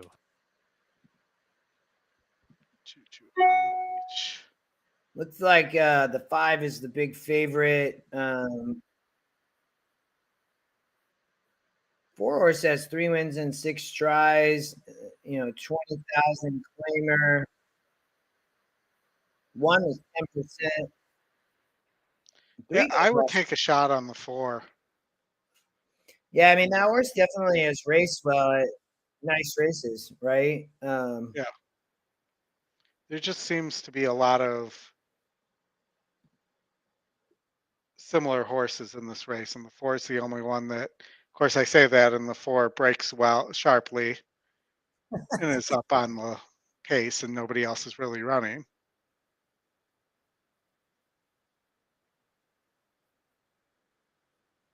You don't have the video up again. Don't Tell Heidi, the favorite's in charge by about a length. And Crystal Proof is there on the outside, right on her tail. Don't Tell Heidi into the turn. Continues to lead the way from Crystal Proof, who's 2 lengths clear of a pair. Lila at the beach, inside of Dress Rehearsal. Both runners sent hard, and City Glitter is the trailer with 5/16 to go. Don't Tell Heidi shaking up to keep pace. Crystal Proof on the scene on the outside, right up to engage at the quarter pole, and they're going at it. Don't Tell Heidi, Crystal Proof off the turn together. Crystal Proof on the outside. Don't Tell Heidi inside, trying to come back at her. And these 2 with a furlong to go. Crystal Proof with the head lead. Don't Tell Heidi's second. And back in that position, Crystal Proof trying to hold on late here. It's Crystal Proof in front, and Crystal Proof will, by about a half second, goes to. That was a brutal. I'm still pained from that. I know, man. You get a $4.20 winner instead of you would have had a $16 winner. Would have made it pay something. Now you're living to this big favorite, right? That was tough. I mean, the 7 had that bob at the end, just was a little bit late. Very close though. That horse was definitely game though.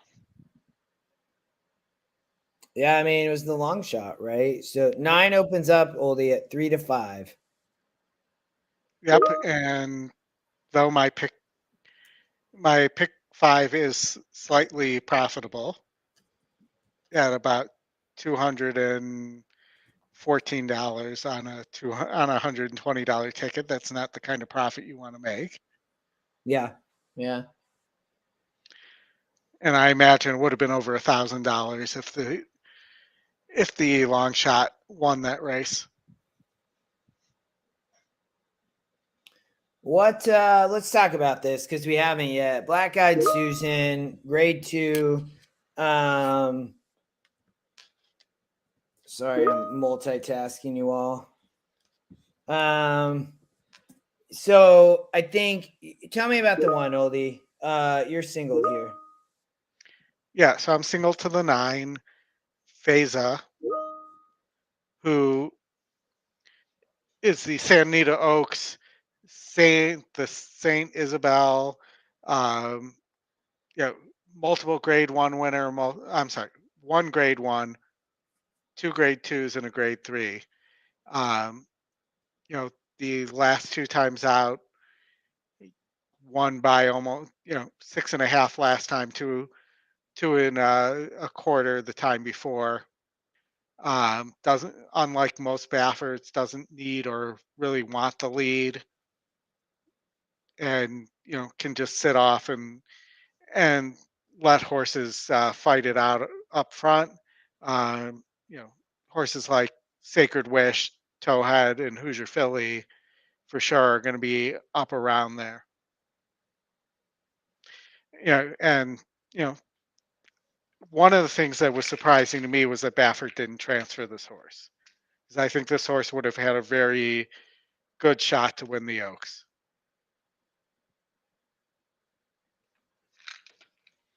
I know you disagree with me. You want to tell me why you're against Feza? Yeah, I mean, when I look at this, right? I mean, I think the biggest thing is just the price and win percent, right? And I think in a race like this, you have some really nicely bred horses that I think still have an opportunity. So if this horse is 5 for 5, right? So I get it. It's coming out of California. I think the Santa Anita Oaks, like, I think I was really surprised, Oldy, to see that only be a 70. And then you go back and look at it's 2 grade 3 races there, right? Which, going around 2 turns, 8.5. I mean, it won here kind of by half length in an 80 and 182. So I think from that standpoint, the horse is the real deal. I think my biggest thing is like, it's only 33%, right? And so when I look at that, I'm like, okay, like, why, right? I think, you have these horses in the 3, 4, and 7 that predominantly, show teens win percents. The 3 is only 8%. Then, you have this, the 8 and 10 down here. And I won't really talk about them, but I'm just looking at the GSR here. So you look at Hoosier Philly, right? Morales rides for Tom Amos. I mean, this horse has won all these races. And then, Oldy, what happened as a 3-year-old, right? Like, this horse didn't really show up, I guess I would say. So I don't necessarily like that, would be my biggest concerns. It was at Fairgrounds. It raced really well at Churchill. So, I don't know, maybe it just loved the Churchill surface, to be honest. I think, I don't, why did it not run at Fairgrounds? I don't really know, but the horse is taking money. It's the EquinEdge long shot. So I thought this horse was a little bit interesting. Then you end up with the 2 Brad Cox horses, right? So I think this is where I really looked at this race. So you have Merlaza, right? Raced at Oaklawn, coming off, just this stakes race here and an optional claim and maiden special. So I think that this horse is the second EquinEdge pick. It's 12%. I think Brad Cox is live here, I feel like, is what I would say. So I think in this situation, the horse is really going to have to improve, though. I mean, it's been facing a lot easier, but, GSR says it should like the distance. It's a nicely bred horse. It's lightly raced, Megli Dioro. I don't know this damn of Mi Vida, but, it's meant to go, and I think it's going to run well. I think the interesting horse, Oldy, to me, to be honest, this horse, I think it broke its maiden. And then, it ends up being 47% in a 62, and it ends up winning by just a bit, right? Mm-hmm. GSR goes up. I think from the standpoint, you look at the pace, right? And I think Luis Saez is really going to probably send the 7 out of the gate. This horse is 15%. So my main thing, Oldy, when I looked at this is, I just don't trust that this horse is this much of a favorite at 33%, to be honest. It's been facing tougher, but I worry. Like, I don't understand why this is only a 70. I mean, it did win by 6.5 lengths. Yeah, which is the way it should be to 70. And you look at against an 82, it won by 2 2/4. That does show that was probably an easier race. Yeah, no, for sure. So I just, from the standpoint of the Baffert here, like, I would have loved to see this horse be a lot higher win percent is my biggest thing. If it was this much of a favorite, why is it not garnering more of the win percents? And again, Oldy, my main thing was just looking at the GSR. And I think that all of these horses have the opportunity to really improve, I would say, in the 3, 4, and 7. With Hoosier Philly, I think is the biggest question mark, Oldy, because like what's happened, right? But Like it wasn't just Hoosier Philly. That's the thing. If you look at that horse and you don't look at the rest of Amos's horses, he had a very well thought of horse, going after the Derby as well, and that horse didn't run either at Fairgrounds. So there was something going on with Amos. I don't know if he got hit for a positive or something like that, but there was something going on there, Yeah. and I just don't think the horse is going to run here. You have a slight angle on the morning line, but it's not like you saw in the Oaks or Merlaza. I mean, that group just was much, much easier. Yeah, than the horse, and there's just not much here. I actually think this.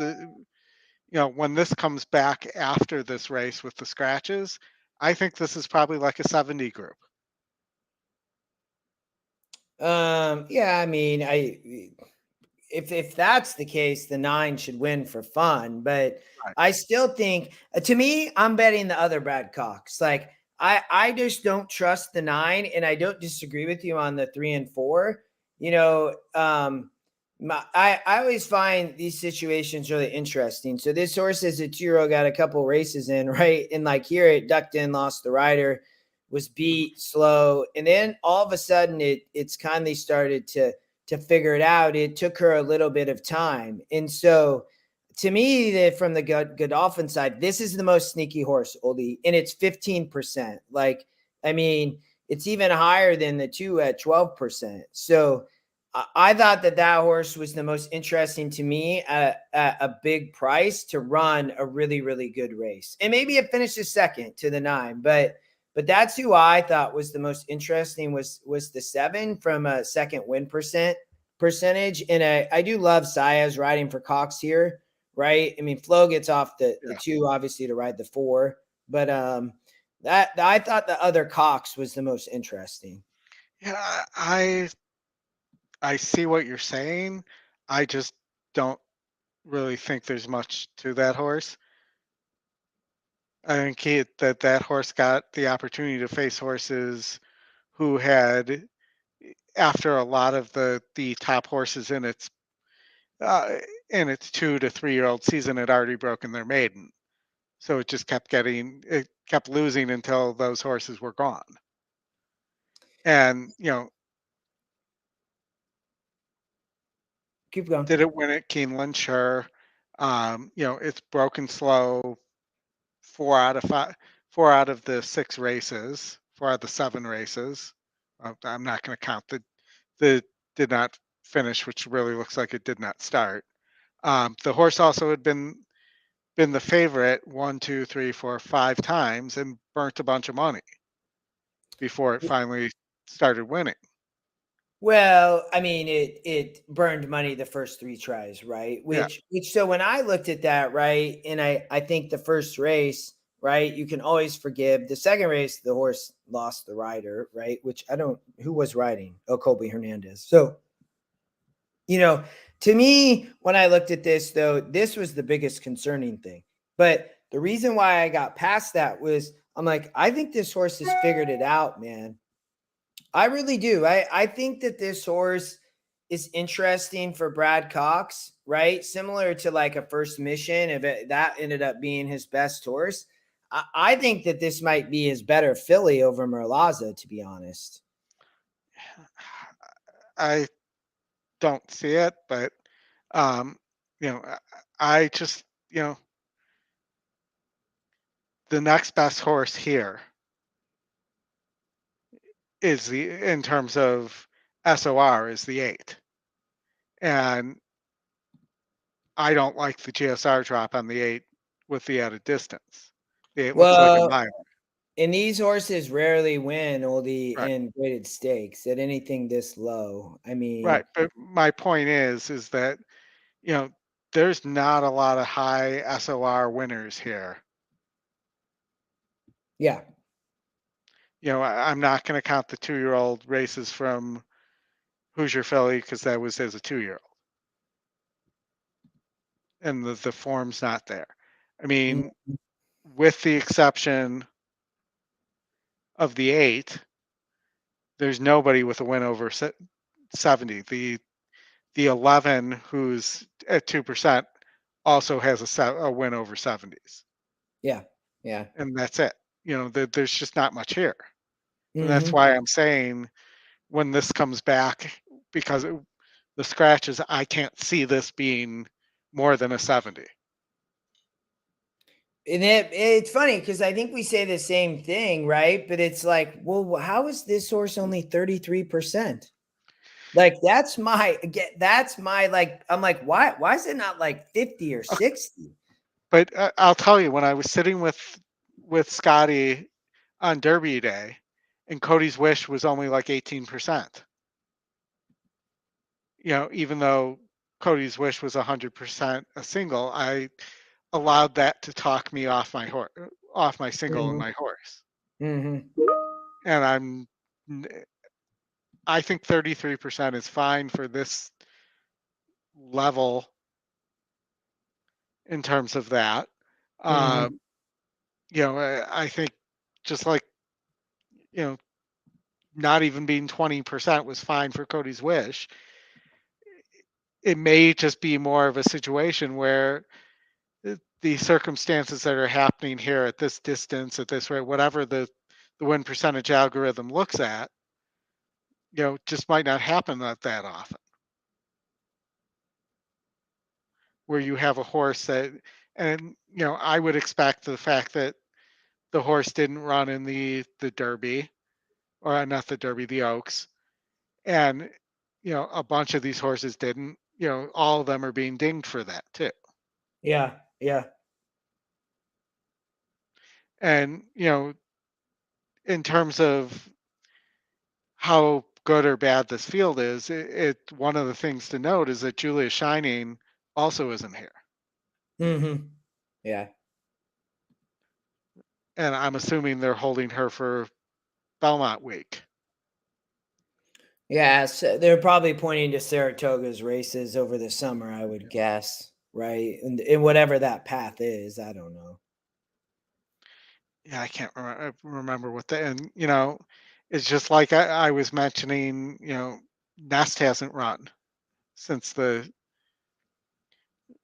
Breeders' Cup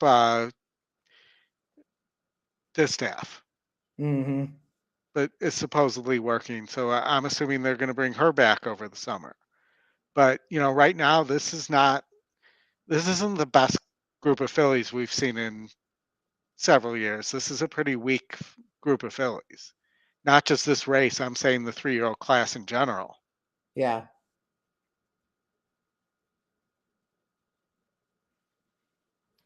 No, I don't disagree. Again, that's where I think we're looking at it very similar, I think. Yeah. And from the standpoint of, I'm just taking a completely wildly different angle from the standpoint that I don't think that somebody really can improve here. And if I thought more of the 9, like is obviously as much as you do, then I would think like this horse is a single. So I think it makes total sense. I just don't think a lot of that horse, you know, so and partially probably because, you know, for Baffert, he's shipping it, you know.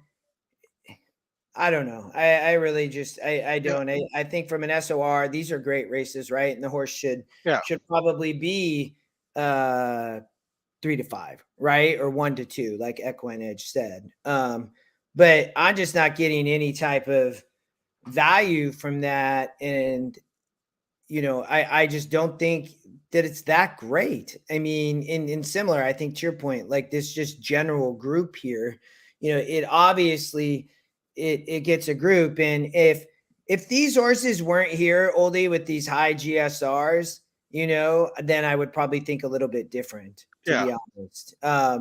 That's probably what's skewing me the most, is just this horse is dropping a little bit. It can still win, obviously. I don't think that, right. but I do think that these horses have the most to improve. And that's where I go to this other Cox horse is, I think it maybe has figured something out.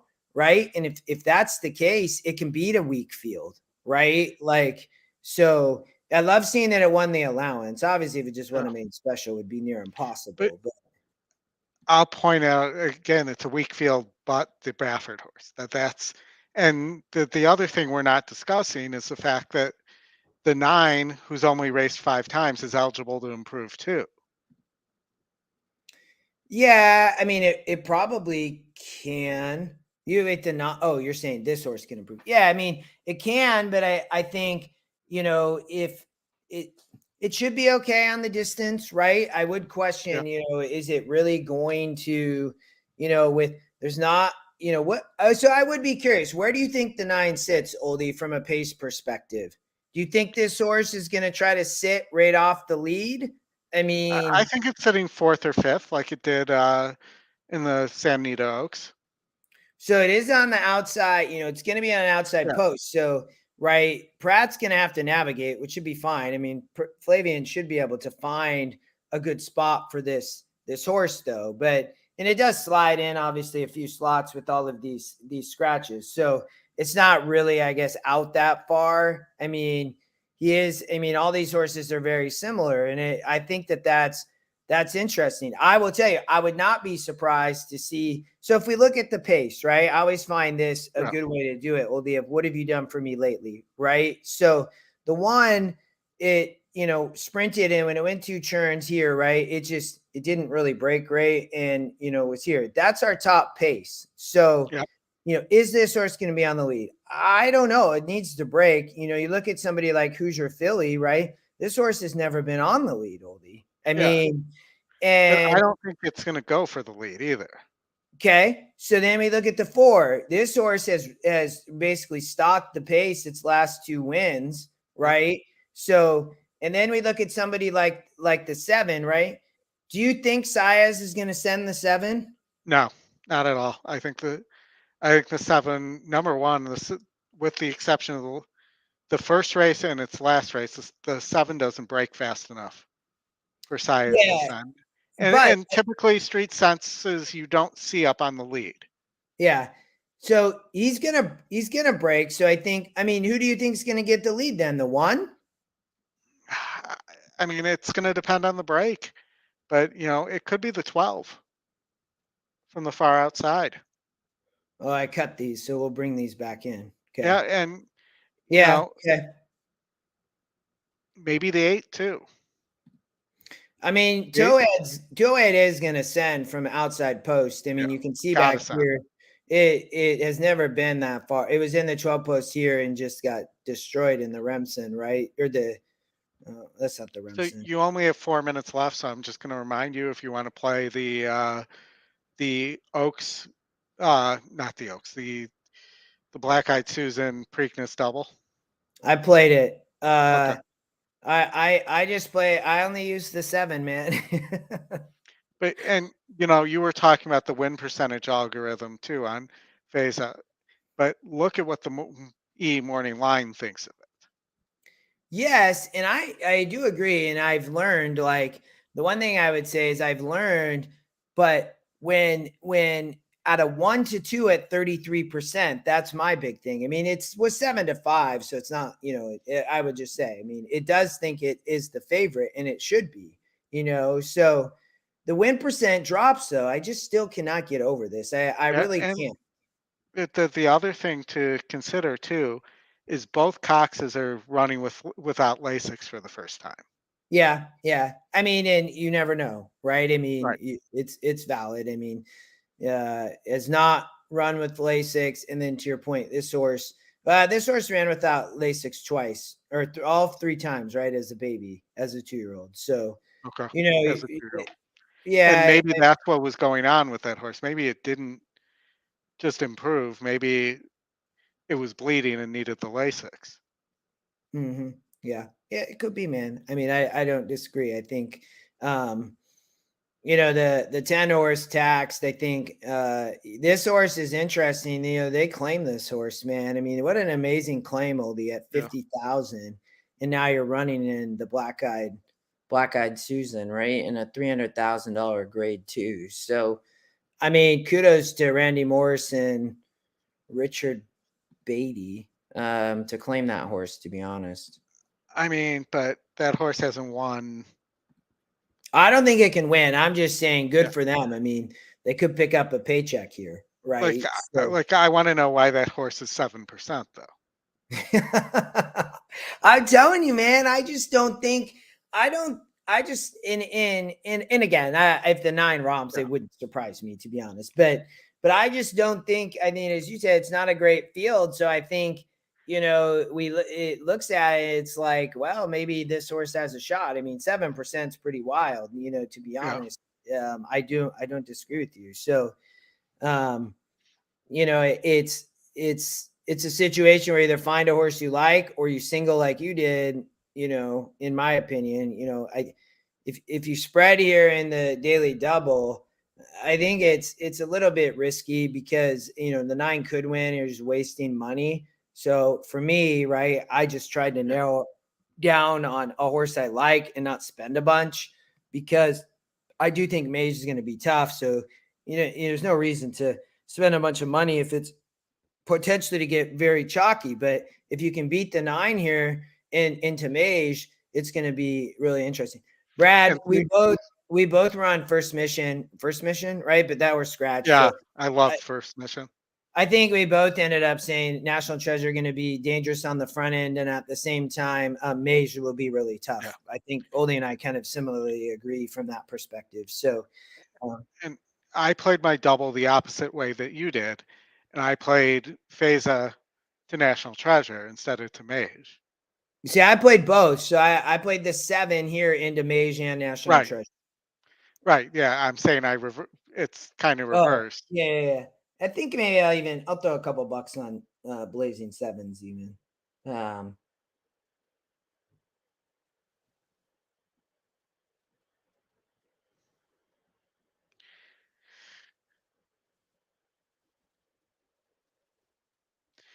I would also say, you know, you're talking about the win percentage on Feza, but when the SOR in this race, at least pre-scratch, was a 78, you know, versus a 70, the win percentage should go down. When it's a technically the other algorithm thinks that it's a harder race. Mm-hmm. Yeah, no, I'm tracking with you. It's actually a valid point. Like, I didn't really think about it from that perspective, but if you look at the last time it ran against 72s, that was a 30%. It was 32% against 80s, and then 39% against 82s, and then caught an easier group and was at 45%. Yeah.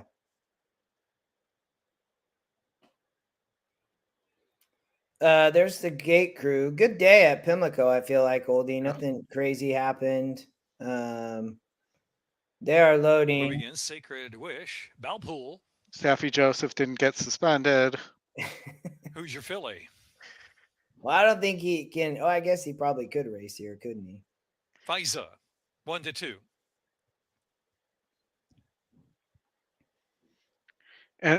And Scotty would say, how good is the morning line right now? The timber. Loaded quickly. Right on, man. Most of those horses, they are loaded. And towhead.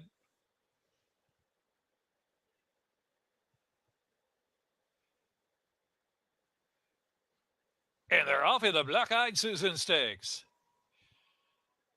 Sacred Wish. Here's Taxed on the outside, My going with the race speed to his Melaza. Hoosier Philly is right there as well. Here's Faiza on the far outside there, racing 4 deep toward that first turn run. So it's going to be Hoosier Philly, Melaza on the outside, head to head in the first turn run.